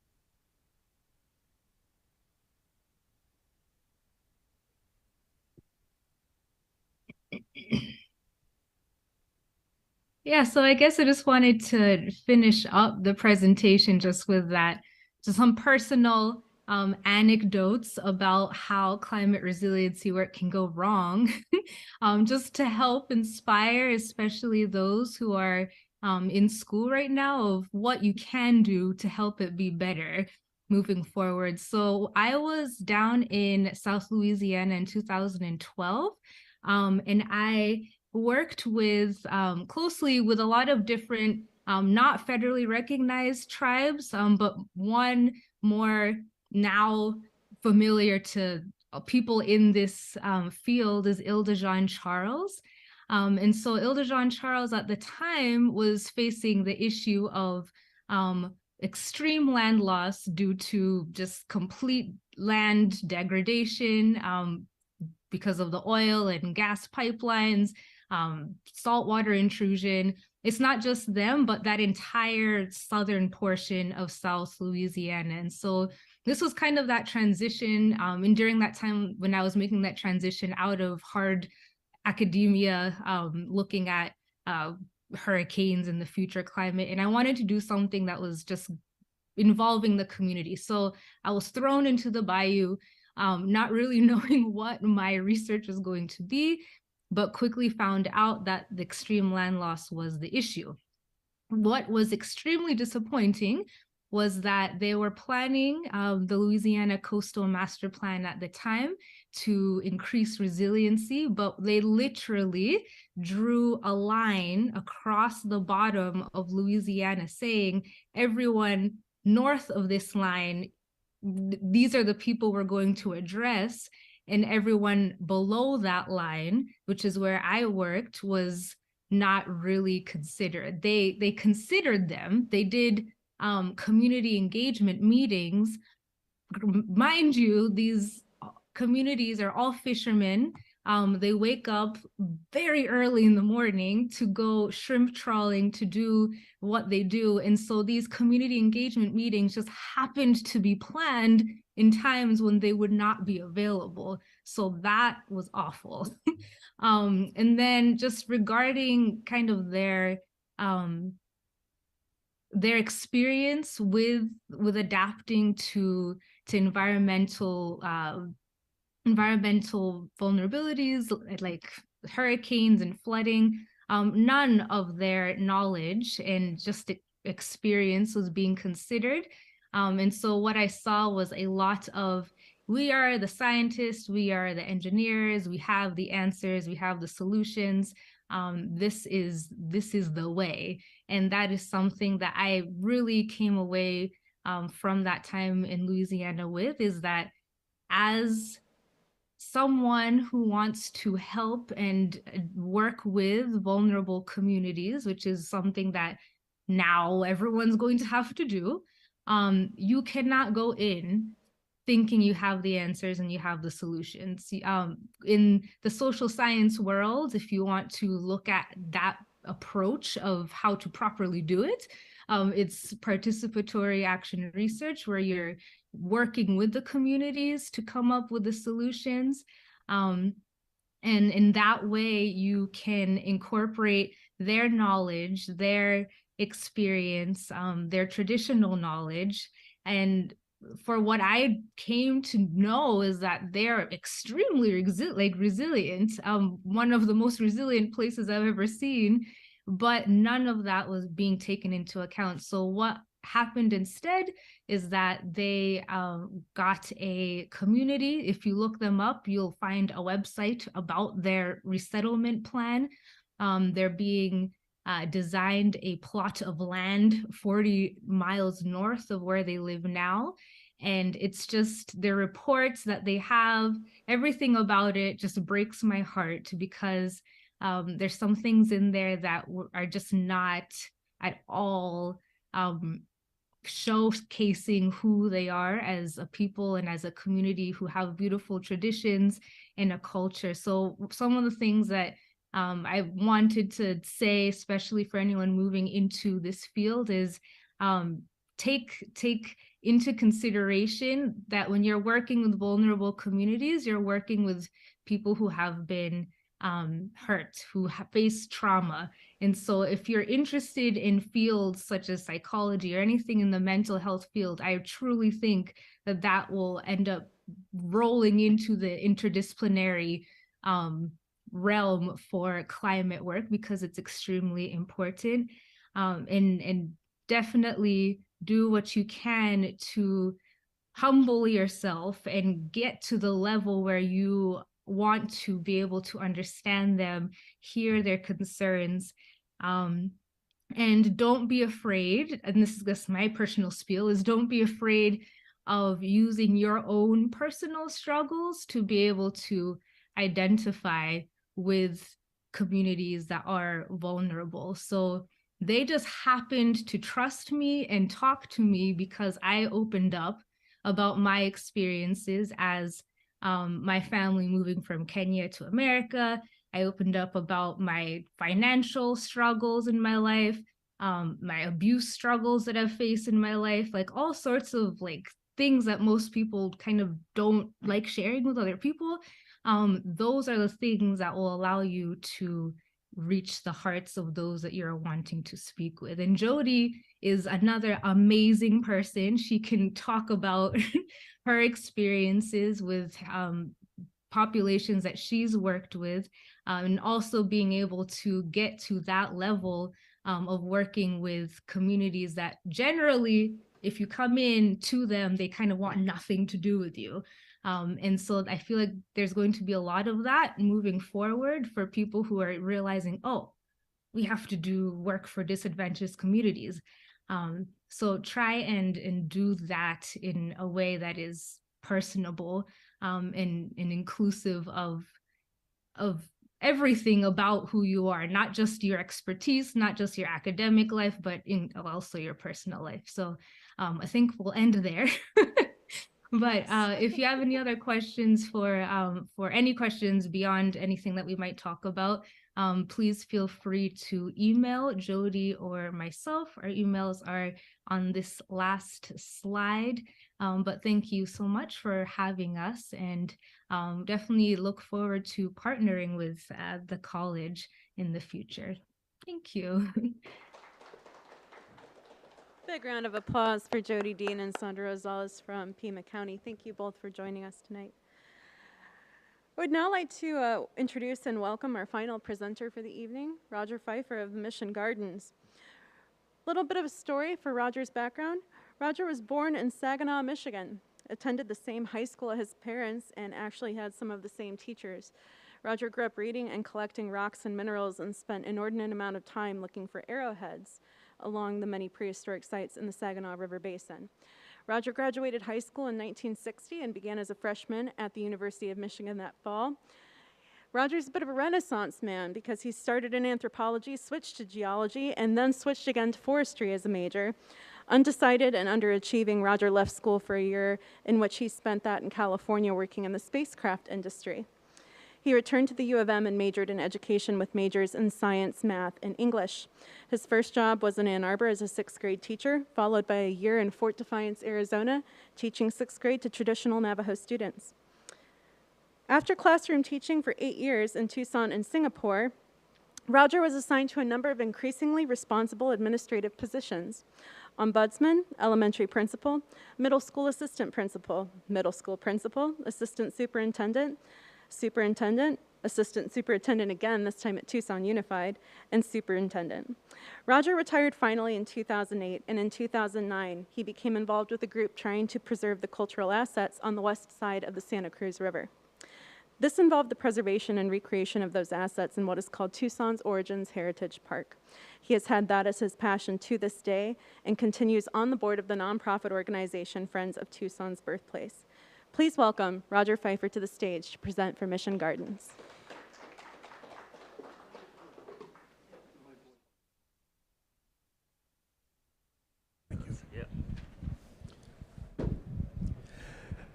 Thank you very much. I want to thank Phi Beta Kappa and the Pima Community College for inviting me here today. A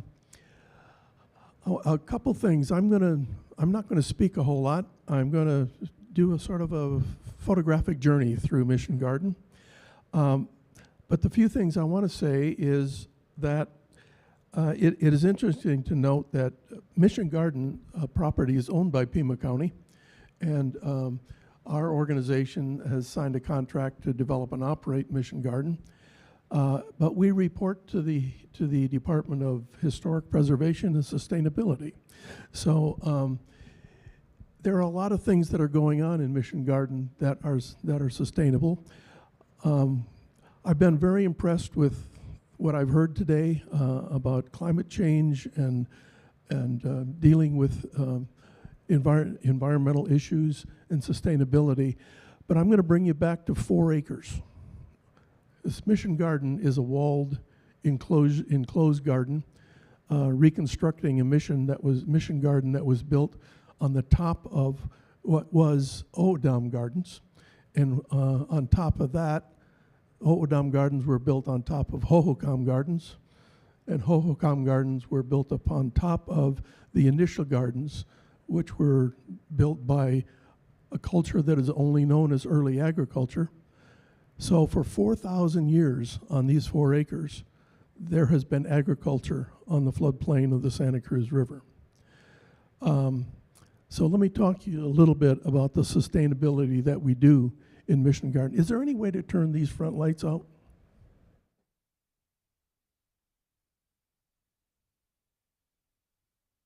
That's great. That's much better. I'm sorry. How do I change the slide, or do you change the slide? Oh, okay, next. Go ahead, Nick. So this is some from our website. I'm not going to read this to you, but you can take an opportunity. I would certainly encourage you to look at our website. It's missiongarden.org. So we are looking at the bottom paragraph. We continue to provide a window into the past and inspire practical and local agricultural methods throughout the semi-arid region. I think one of the things that we need to look at in terms of sustainability in Tucson is that we're living in a desert, and climate change is going to be fairly severe in the future. Just as our history from this area comes from the south rather than the east, like most of our textbooks tell us, so does our botany. And we suspect that with climate change, we're going to be seeing some more, just as the wheat fields in the middle America are going to probably move up to north or even into Canada, some of the crops that are grown currently now in the desert are going to be not going to survive, and some things from further south are going to come up. So we're sort of I look at Mission Garden as kind of a mine canary for climate change in ethnobotanical areas. Okay, next. This is our land statement, and I'd like to read it. From the sweat of our brow to the mud under our nails, everything we do is rooted in the acknowledgement that we are on the ancestral lands of the Tohono O'odham Nation. We strive to protect and care for this land with the awe and respect that the O'odham have inspired on us. We hope all who experience this place will honor and support the people who have dwelled here through countless seasons, and that we may all thrive together. I'm rather proud of that one, which is kind of unique among ancestral statements. Go ahead. So this is the one thing I ask all visitors who I take on tours through the Mission Garden. What is the most important thing that we grow here? And people look at the orchards, and they look at our vegetable gardens, and they look at our Sonoran Desert plants, and ultimately they will come up with, well, you grow fruit here, or you grow vegetables here, or you grow cotton here, or you grow corn here. But then I ask, what is our most sustaining product that we grow here? Next. Soil. We grow soil because anything that we grow has to be sustained in the soil. And the Mission Garden lives on a very important soil in Tucson, and that is the floodplain of the Santa Cruz. So historically, as the Santa Cruz flowed and it overflowed its banks, it deposited all this rich soil. And we are using that soil, but we have to continue to grow it, because the soil that gets deposited in a flood contains all these small particles, and in this area, a lot of it is clay. So when we first, next. Well, I'll tell you that story later. So growing our soil, we use ground coverage. We use plants to cover the ground, slow down the evaporation. Next. We use drip irrigation rather than flood irrigation. We just can't use all of the water for flood irrigation. That was the traditional way of growing crops until recently. Next. And we use passive water harvesting. These are some examples of trancheras where we are growing agave plants just as the hohokam learned how to grow them, so that the water was slowed down as it came down the slope and allowed the agave plants to thrive. This is Mission Garden in 2013. You notice these little, this is during the monsoon season.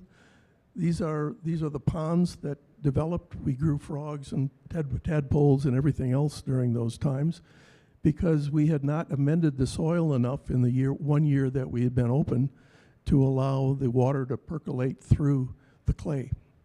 So this is an example. This is 2012, 2013 probably. It is now 9 years later, and I'll show you what comes of that. We also do a lot of recycling. We compost trash, and we compost all of our plant material in Mission Garden using the good old chipper. Next. We have wildlife diversity, which is part of sustainability. These are all pictures taken of critters in the garden, including the U.S. Fish and Wildlife donation of the top minnow, the Gila top minnow. That's a threatened species. We have 7 different varieties of bats that come through since we've added a acequia. So it's a pretty thriving community. Next. We also do nitrogen fixing in terms of soil. This is our latest bean crop that's coming up for this winter. Next. And we all have the native food-bearing and medicinal plants as part of our Sonoran native plant area. This particular view is as part of the garden called Michael Moore Medicinal Garden, and all of these plants have a medicinal purpose to them. Next. We also sequester carbon. This was 2012. This is before we started planting anything. This is 2021. The trees that we planted, we have over 180 trees, both fruit trees that were brought in by the Europeans and native trees. So we are trying to extend along the banks of the Santa Cruz. We're now having a little struggle with the A Mountain landfill, which basically surrounds us from here down to 22nd Street. We want that to be an open space park, and we want to replant the mesquite bosque that was all along the Santa Cruz. So it's basically trying to restore as much of the natural landscape as we can. Next. We are fostering the harvesting and the use of weeds. This particular one is a amaranth variety. We do have a saying at the garden that a weed is only a plant that you don't know how to use, and so we have classes and workshops in how to identify, harvest, and make food out of weeds. Next. Food security is very important to us. We harvest and make use of and sharing local crops with the nearby communities. We have partnerships with Ishkashita, the refugee organization. We have partnerships with Menlo Park. Our nearest neighborhood is one of the least economically secure neighborhoods. It's even by its name. It's called Barrio Sin Nombre, Barrio with no name. Across the river from us is Kroger Lane, Barrio Kroger Lane. Right around the other side of A Mountain is the A Mountain neighborhood. So all of those neighborhoods are in the middle of a very undeveloped area, and area that needs refurbishation, being refurbished with natural vegetation. Next. Next. Just some examples of the kind of foods and things that we produce. Next. Every year we put on a Membrillo Fest or Quince Festival, showing people, introducing people to a fruit that's almost been forgotten, brought over by the Europeans, but very, very hardy to a desert environment. And we show how to harvest it and how to make it into food. Next. Next. Fertilize, we don't use any artificial fertilizer. And this is this is a picture of the extent of the floodplain along the Santa Cruz in this area. So it's most people, the history of Tucson is basically people who lived along the Santa Cruz. So a lot of this land is no longer available for growing things except in people's backyards and in small plots. That's what our organization is designed to focus on. It's the idea that people can grow their own food, can learn how to prepare that food, can cut down on not only having to purchase things, but having that food brought in by gasoline guzzling things, and just trying to localize the food source. Next. We do have animals in the garden. We have chickens that eat a lot of our scraps, and we bring in goats to cut down on the weeds rather than using herbicides. Next. We have compostable and reusable utensils for events and drinking fountains for people to bring water bottles to refill. We really do not like the use of plastic bottles. Next. We have staff and volunteer things that help. This is one of our festivals that we have every May. It's the winter harvest, the harvesting the winter wheat. We don't use any mechanical devices. We use the hand sickles to cut it. The one vehicle we do have is an electric vehicle, and then we use these tricycles from Mexico to cart things around in the garden. Next. We also have to be prepared for the unexpected. This happened I believe in 2018. Next. Future considerations, we are all plumbed for reclaimed water, but reclaimed water has not arrived yet at the site. We want to really try to find innovative ways to use solar power. Our whole irrigation system for the first 5 years was powered by one solar panel, which was very helpful, but now we're on electrical. We have built a compost toilet, but it has not yet been finalized, so that's something that we want to experiment with. We had a study done we had a study done about the water coming off of our side of A Mountain annually.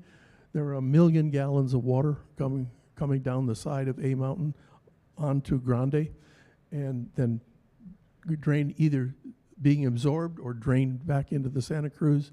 We want to find more ways of harvesting that water for use, and we want to increase school programs to promote sustainability. We have field trips every week to the garden. We are beginning to do some classroom presentations, so that's been helpful. Next. That's it. Any questions? Thank you. I do have brochures available at this table if anybody wants to pick any up.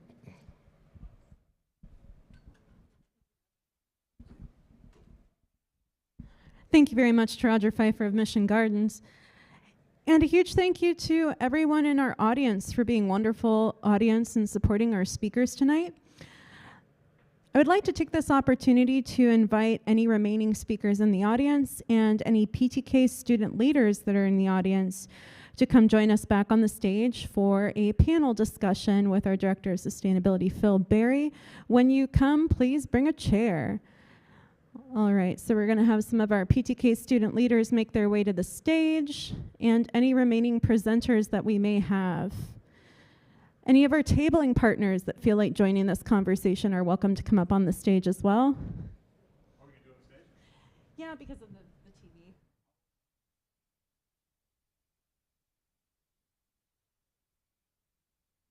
All right, give us just a second to get set up.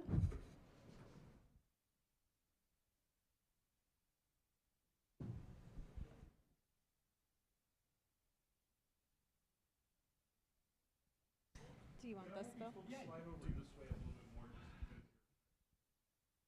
Somewhere I actually have what the question I'm supposed to ask. That means you and the cat, could you come over to this side because you're. So am I going to ask the questions that we got on here? Is that, or what do you, how do you? I am, okay. Okay. Oh, good, okay. Because, you know, so I've been here like a month. This is a bigger opportunity for me than it is for you, because I don't talk to students yet, right? So there's insight that I would like to get from you guys at some point in time, and happens now or happens later. I would like it to happen. So, but I do think the first question is really good. It's like, how does sustainability fit into? I mean, we don't have a sustainability major, so there are no sustainability majors here. We don't have a program. So are we? Can I ask you to come on this side? Sure, I'd be more than happy to come on that side. Yeah. You come over here. No, thank you for the clarification. So I mean, how does sustainability fit into what you're doing? I mean, how you envision, both to your education, but how you envision you're going to, when you use your education after you move on from the college. Anybody? All right, Phil, so I'll go first. Nursing. I know your major is nursing. Yes, so my major is nursing, and I'd like to find myself working in a psychiatric capacity, so mental health. So the very first thing that occurs to me when it comes to sustainability is the pressure that is put on all of us and all of our mental health when it comes to climate change, because that is something that has made a lot of people feel powerless. And if you go back to Charlie and Maria's presentation, we can see that in the data of how concerned we are. So I think about that, but then I also think about sustainability fitting into nursing and how much single-use plastic is generated in hospitals, and how much single-use plastic is generated in research settings. And so really trying to think about finding utilities for that and finding ways to innovate around those single-use plastics in places in our society where everyone is going to end up in the hospital one way or another. So that's what I think about personally. And then I think about Alexis's presentation about how our cultural hubs fit into this together. And so I think about, just from the last couple years with the pandemic, we looked at things like the vaccination not being equally distributed. And that might not seem on the face of it like a sustainability issue, but it is when it comes down to systems and people and how those things are moving. So I know from a nursing major down to accounting major, or to, I know that Daniel is the lead of our anthropology club, is just different perspectives. So I'm curious how that might fit in. So I'll go ahead and I'll pass the mic down here this way. Hi, my name is Isaiah. I'm actually with Tucson Audubon Society. I'm the community organizing coordinator. and it was about a decade ago that I came to Pima, and I was trying to study music. But good. I'm glad. Well, I'm glad you felt comfortable coming up here. So thank you. For sure. Thanks to my colleague Bea for encouraging me to come up here. But yeah, so when I think about sustainability in a place like Tucson, in a place like Pima County, there are a lot of overlapping layers. Looking at Pima Community College, like as an institution, right? A place of education where there's a lot of economic energy here, not just in tuition, but people drive their cars here. There is a food court, like that food has to come from somewhere. The vending machines, this technology, right?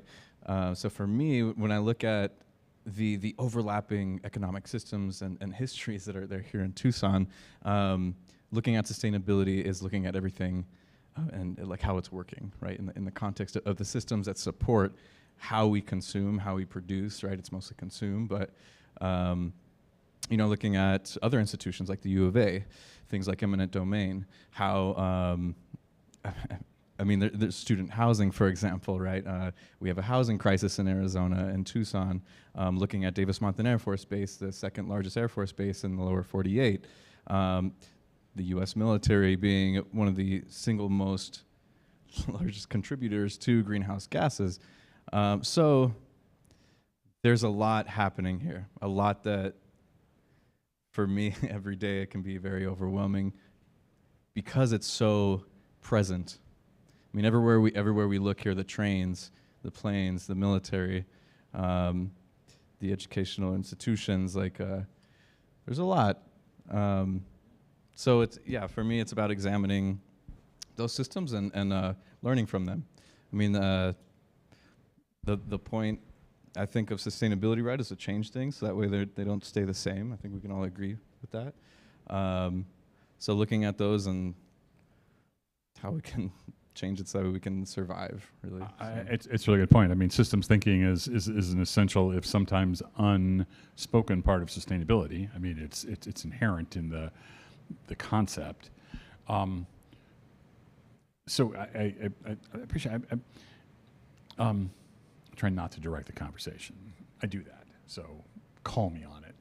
But so in terms of anxiety, climate anxiety. I mean, you weren't really expressing anxiety in the way you stated it, but a little nervousness. There's a lot of stuff going on. It's a relatively big city. It's a lot of circling things that seem interconnected, but really maybe aren't yet connected. I mean, how do you? I'm trying to figure out how. I have daughters, and they feel climate anxiety, right? They say they feel climate anxiety because I'm their father, right? And because they grew up with this stuff. So I'm trying to sort of separate that out. And how do you feel about how do you feel about the future related to climate and sustainability in your lives and work? Yeah, for me, it's I'm like 60 right now, so I mean, I've been through a lot. I've seen a lot of what's happened down. I've seen carbon talked about since 1950. I haven't been around that long, but it's been going on longer than I've been alive. The stuff I've seen nowadays, I know people at the U of A, I've gotten some stuff from them that around the climate modeling. I see a lot of the data out there, and there's a lot of starvation among the ocean animals right now, especially you take a look at the mammals out there, the bigger animals. They've seen size reduction. I mean, they're slimming on there. A slim whale is not a good thing. It isn't. So the echo, or the ocean ecology is really having to adjust. So, I mean, it has impact for the humans. It has impact for the animals. But yeah, there's a huge anxiety around it. My daughter's 27. The kids that she came through at school, they're very active on this. A lot of them don't want to drive because of the carbon footprint. And it's not just the car moving, it's the manufacturer of the steel for the car. That's huge. I mean, I think they start like half the lifetime use of the carbon comes out of the manufacturer, if I remember correctly. So yeah, the anxiety is there. And one of my issues around the whole thing is that I've noticed for decades now that it's getting harder and harder to find people that can do volunteerism to take care of a lot of things they need, and take care of sustainability issues is going to be harder because it's a lot easier to throw something in the trash than to recycle. It's a lot easier to just maintain a gas car than it is to get the electric, get the charging station at your house. I mean, it's just easier to do non-sustainable things. It's getting harder to do the right thing nowadays. And that is my biggest concern, is us getting our time to take care of ourselves and take care of our future. It's interesting. Can I get one more on anxiety, and then I promise I'll stop asking?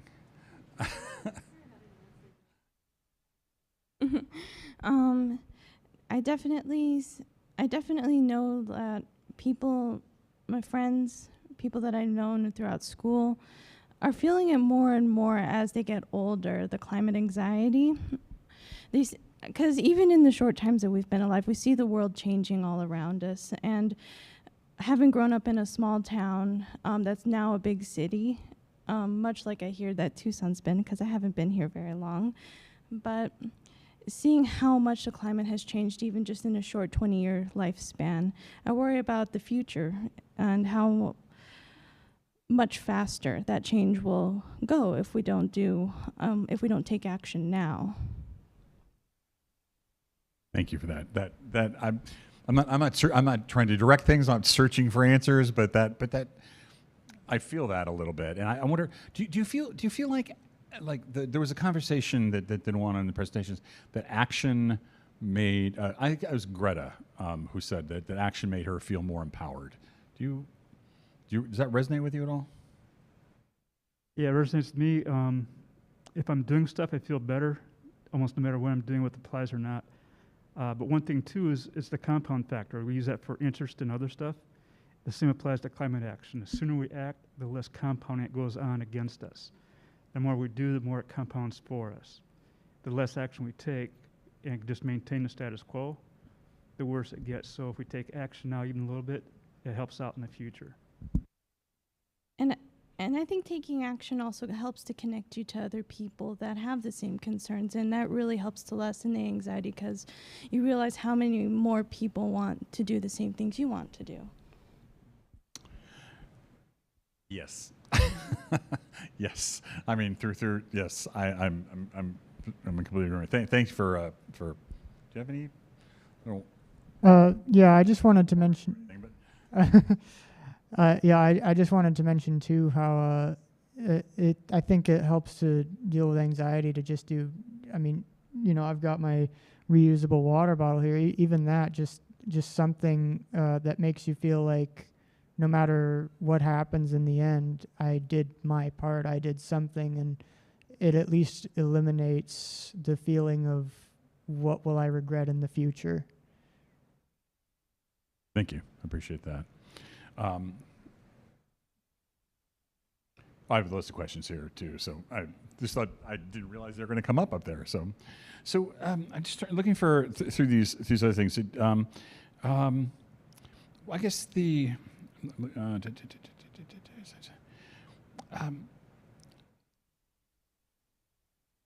why do you think people ignore issues? Let's start down here.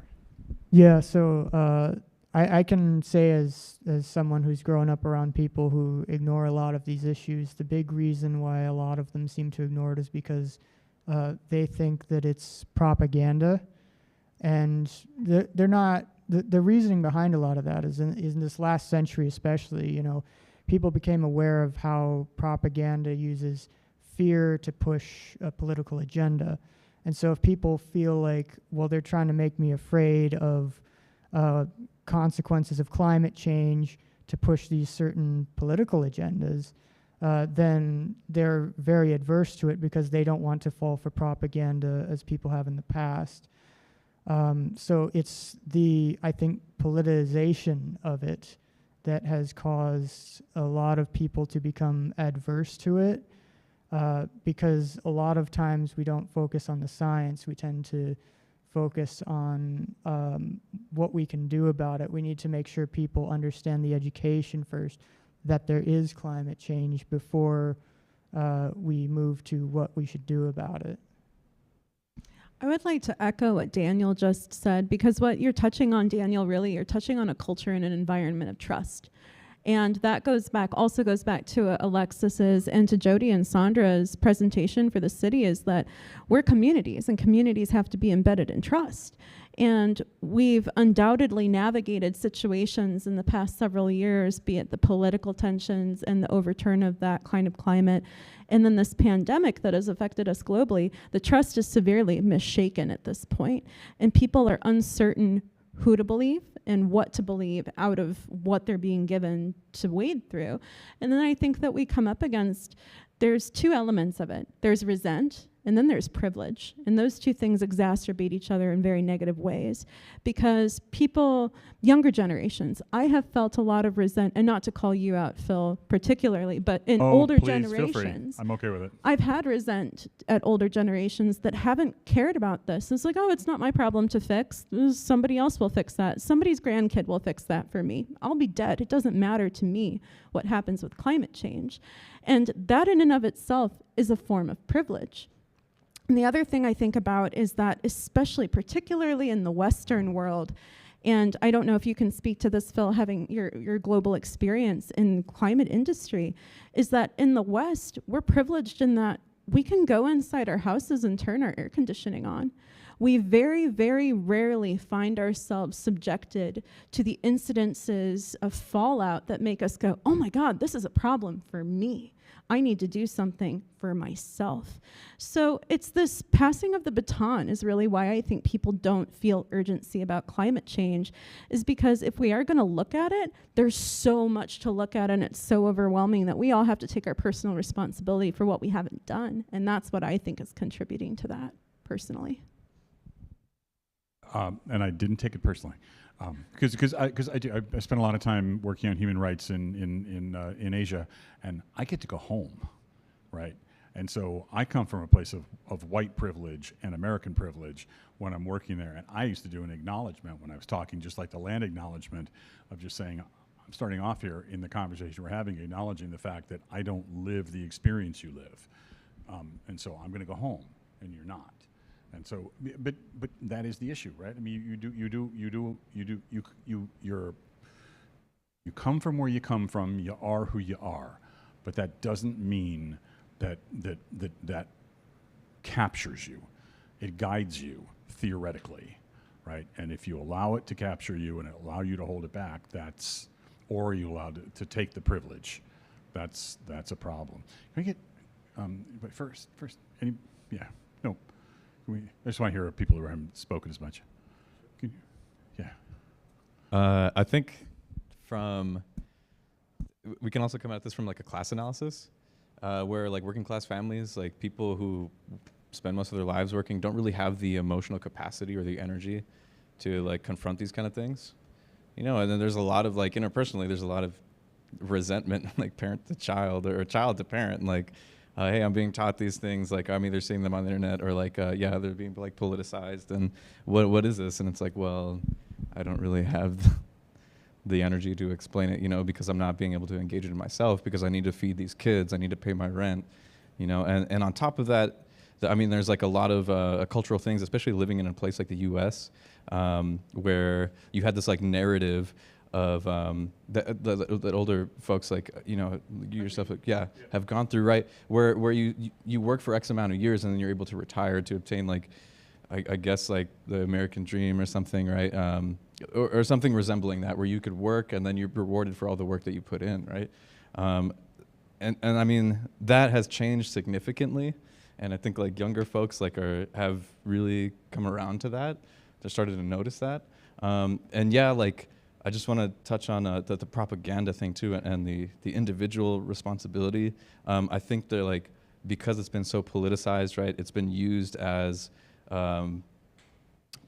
like voting chips, basically, as a bipartisan effort. And there's been a lot of like opportunity for industry expansion, like greenwashing. You know, so like they're reusable bottles, but also like companies like Nalgene, they do run off profit incentive.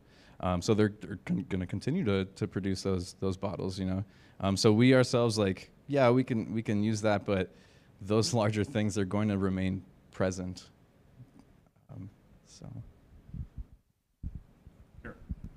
Kira. guess the only thing I have to add, because I really agree with what the other panelists have said, and I think that the social and cultural conditions that you all touched on as factors are really able to persist because the climate change is a big enough issue that you can see the impacts globally, but it's not small enough that everybody's feeling it individually.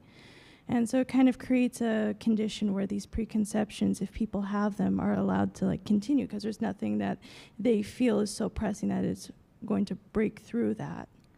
But do you feel the same way that there's a combination of that I don't want to keep going back to anxiety, but that there is but the issues that create concern around climate change, and then the issues that create concern around potentially that younger people, not speaking specifically to you, but younger people are not going to have the standard of living that their parents had? Mm-hmm. I do. I agree with that. Sorry, thanks for being patient. Part of it too is that people don't always like changing story. They don't like a changing target. They don't like changing information. But when we learn new things, things change. Our understandings change. The issues, the solutions, the problems change. And it's going to be a moving target on a constant basis. And there's some folks that don't handle that well. They call it conspiracy theory. They keep changing the argument.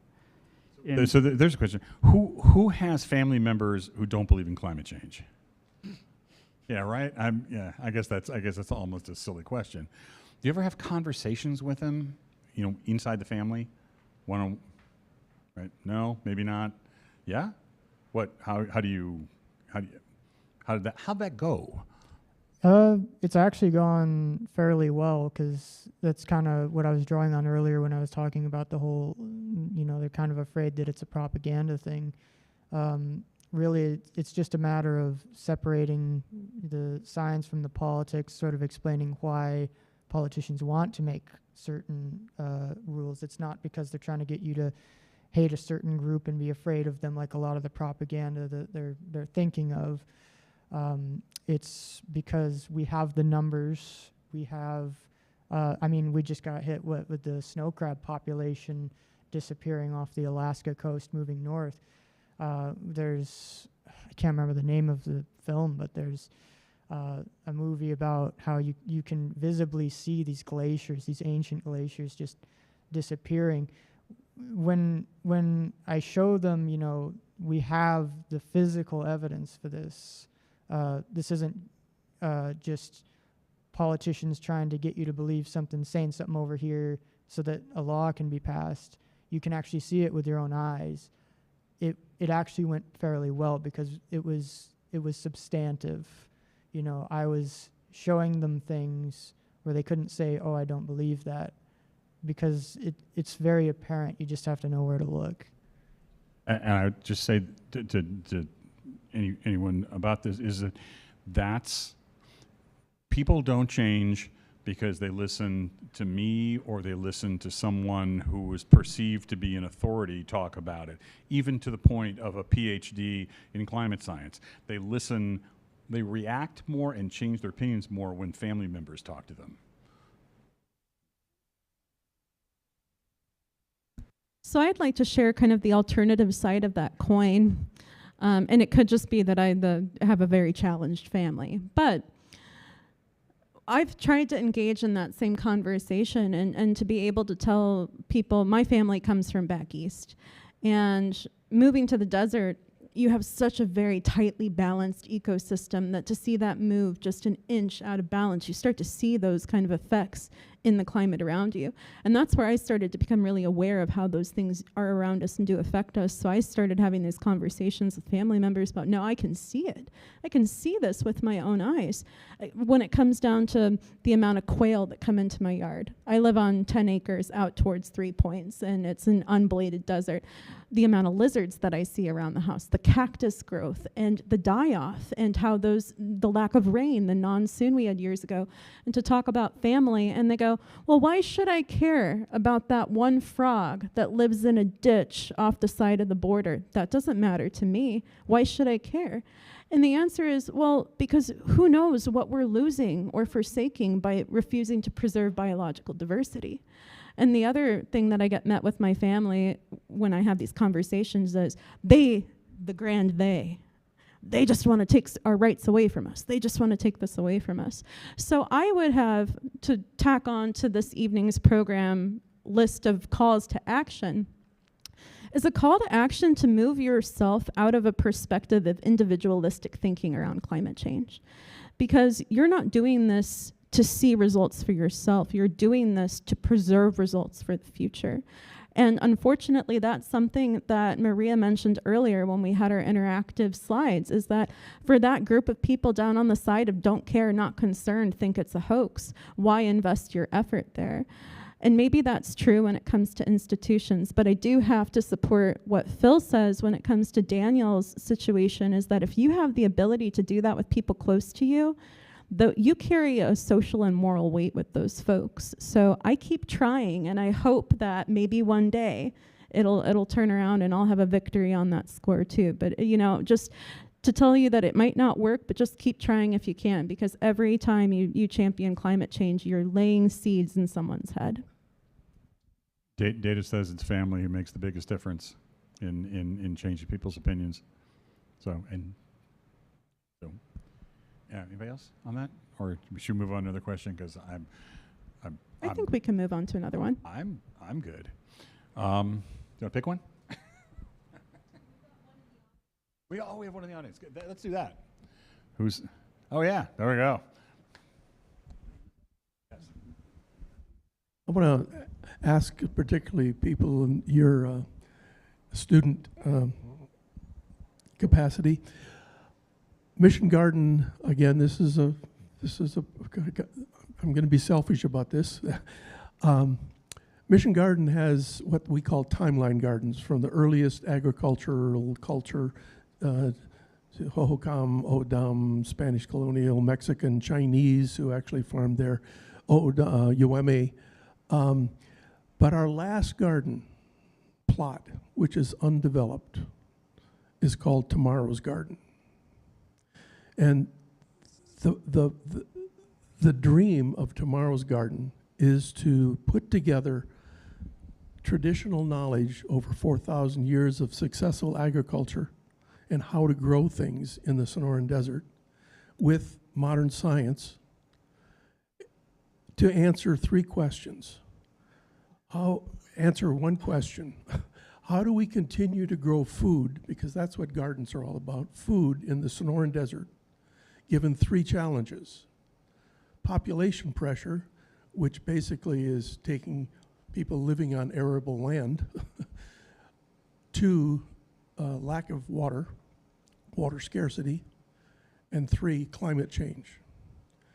And I think we have plants that are actually clones from those that were brought over by the missionaries and the explorers. So they have been growing in the desert environment for 200 years or more. And we're seeing some of those kinds of trees not being successful because they don't get enough chill hours in the winter.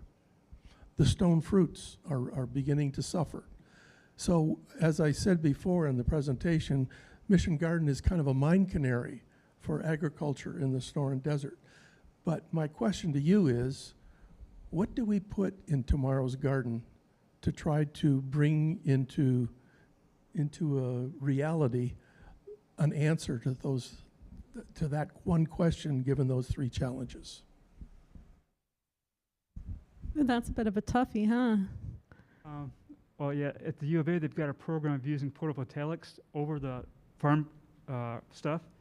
So you get the electric produced sustainably, hopefully. It does reduce temperatures there, and it does help moisture content. So that's one approach, is to put solar panels, not solid, but like so it's broken. And I mean, you can do it pretty efficiently where it does a good job of collecting electricity, and also allows each plant to get sun throughout the day and shade. So I mean, that's one thing they've done. So beyond that, it's going to be experimentation to see what we got out there. We can go back to the Oyas like we used to, or they've done for thousands of years with like the ceramic water holders in the soil. But yeah, there's lots of knowledge out there from a long time ago that we can start doing. And with A Mountain, that reminds me of stories around Petra where that desert city that they didn't know how they had, like, I think it was like 30,000 people in this desert city, but they collected water from all the mountains around there. And they can see where they had like the pipe channels to carry the water. And there's a story that apparently there was an issue where they had their flooding that happened there because it was naturally collected water anyhow. And I guess there's a blockage and it destroyed the town. So, you know, like, I mean, you have a good resource there if you can get the water off the 8 Mountain, using that as well. But yeah, there's a variety of old stuff, and we're going to have to come up with new stuff as well. So I'll add on to what Clinton just shared, as well as thinking not necessarily a plant, but what I would like to see in tomorrow's garden is not only sustainable plants, but sustainable infrastructure. And I think of things like being able to use earthen techniques and things like eco-bricking for plastic sequestration, where you take plastics, because for anyone that knows, you put plastics out in the environment, you put them in a landfill, they're not contained in anything. Those pieces of plastic continue to break apart and they continue to erode over years. And those end up being microplastics, and those make their way into the soil, they make their way into the waterways, they make their way into our food. Hate to break it to all of us, we've got little tiny plastic particles floating through our bloodstreams right now. They pass the blood-brain barrier and they go on to neonates, so they're being passed to children.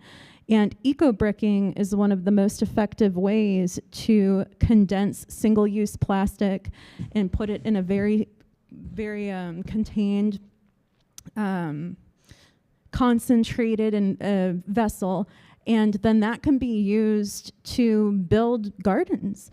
And the other thing that I think of when it comes to, you know, the food of tomorrow, we can talk all day about planting foods, but the fact of the matter is we have this global warming going on. We have to start talking about foods that are bioengineered to be sustainable and hardy against these changes. I work in a research lab at the U of A that works in various biomedical sciences, and one of the things that they study there is looking at organic volatile compounds in the soil and how you can make different organic plants and even animals resistant to these changes. So that's a big ask, I'm sure, for, you know, one local community garden to do, but those are the kind of things I would think about seeing. And also is just, you know, encouraging people to learn how to grow their own food is an incredibly powerful thing that you can learn to do. And I don't know if Kira has anything to share from her experience with Tucson Food Share and Felicia's Farm. Kira has championed some of those projects this past semester. Sure, I'll chime in. I definitely think when you're considering the garden of tomorrow, it's not just the plants in the garden, but what other people have touched on, the infrastructure and the entire garden, the soil, the watershed underneath the soil, the air, the sunlight. All of those things are the garden. When you think about it, it's the whole environment. And I think what's going to be really important with defining the right developments for the garden of tomorrow is to regain people's connection with the earth and having people who know how to listen to what the earth and the air and the sky and the sun are saying, what the environment is saying to us, and how we can tailor what we develop to the garden. Just as like the ancestral peoples have, they knew how to listen to the earth and the cycles and everything and the foods and things that they grew. They knew how to develop the seeds and to pick the strongest plants to continue their generation, and their cultural heritage with their foods, through picking what was tailored to their environment. So I think regaining those skills is going to be really important. That for might the future. be sort of the best ending I have seen in any presentation like this in a really long time, because it comes right back to the way opening with like the land acknowledgement, right? So it's just that it's 6, so I was gonna. Oh, all right. Well, we could be here for hours. Well, you know what? I'd be willing to do that sometime if I might actually like provide coffee or. Yeah, we'll have some adult beverages. I'm careful where I go. So I mean, I've my selfish needs. I appreciate the conversation we've had, because it also sort of lifts me up in terms of thinking about sort of what's possible here, because as students, None of you do. None of you have. We're right back to the way I described it in the opening. None of you are sustainability majors, and all of you should have a minor in sustainability simply because of the thought you put into it and the awareness that you have. Can I just ask for a little applause for everybody on the stage? Thank you for. Thanks for putting up with this, because I know it wasn't necessarily comfortable. So thank you. Thank you, Phil. And is there any chance that you can like just write us those minors in sustainability and like stamp them? And Yeah, we can definitely. Sounds like a plan. Yeah. Chinese chop.